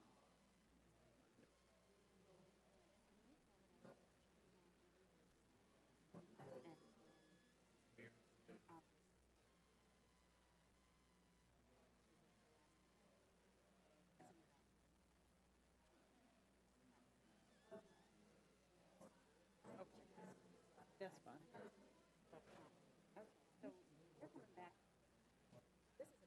Yeah. Have another lunch break? This is, I think they're going to bring their lunch in, and we're going to do a working lunch. Okay.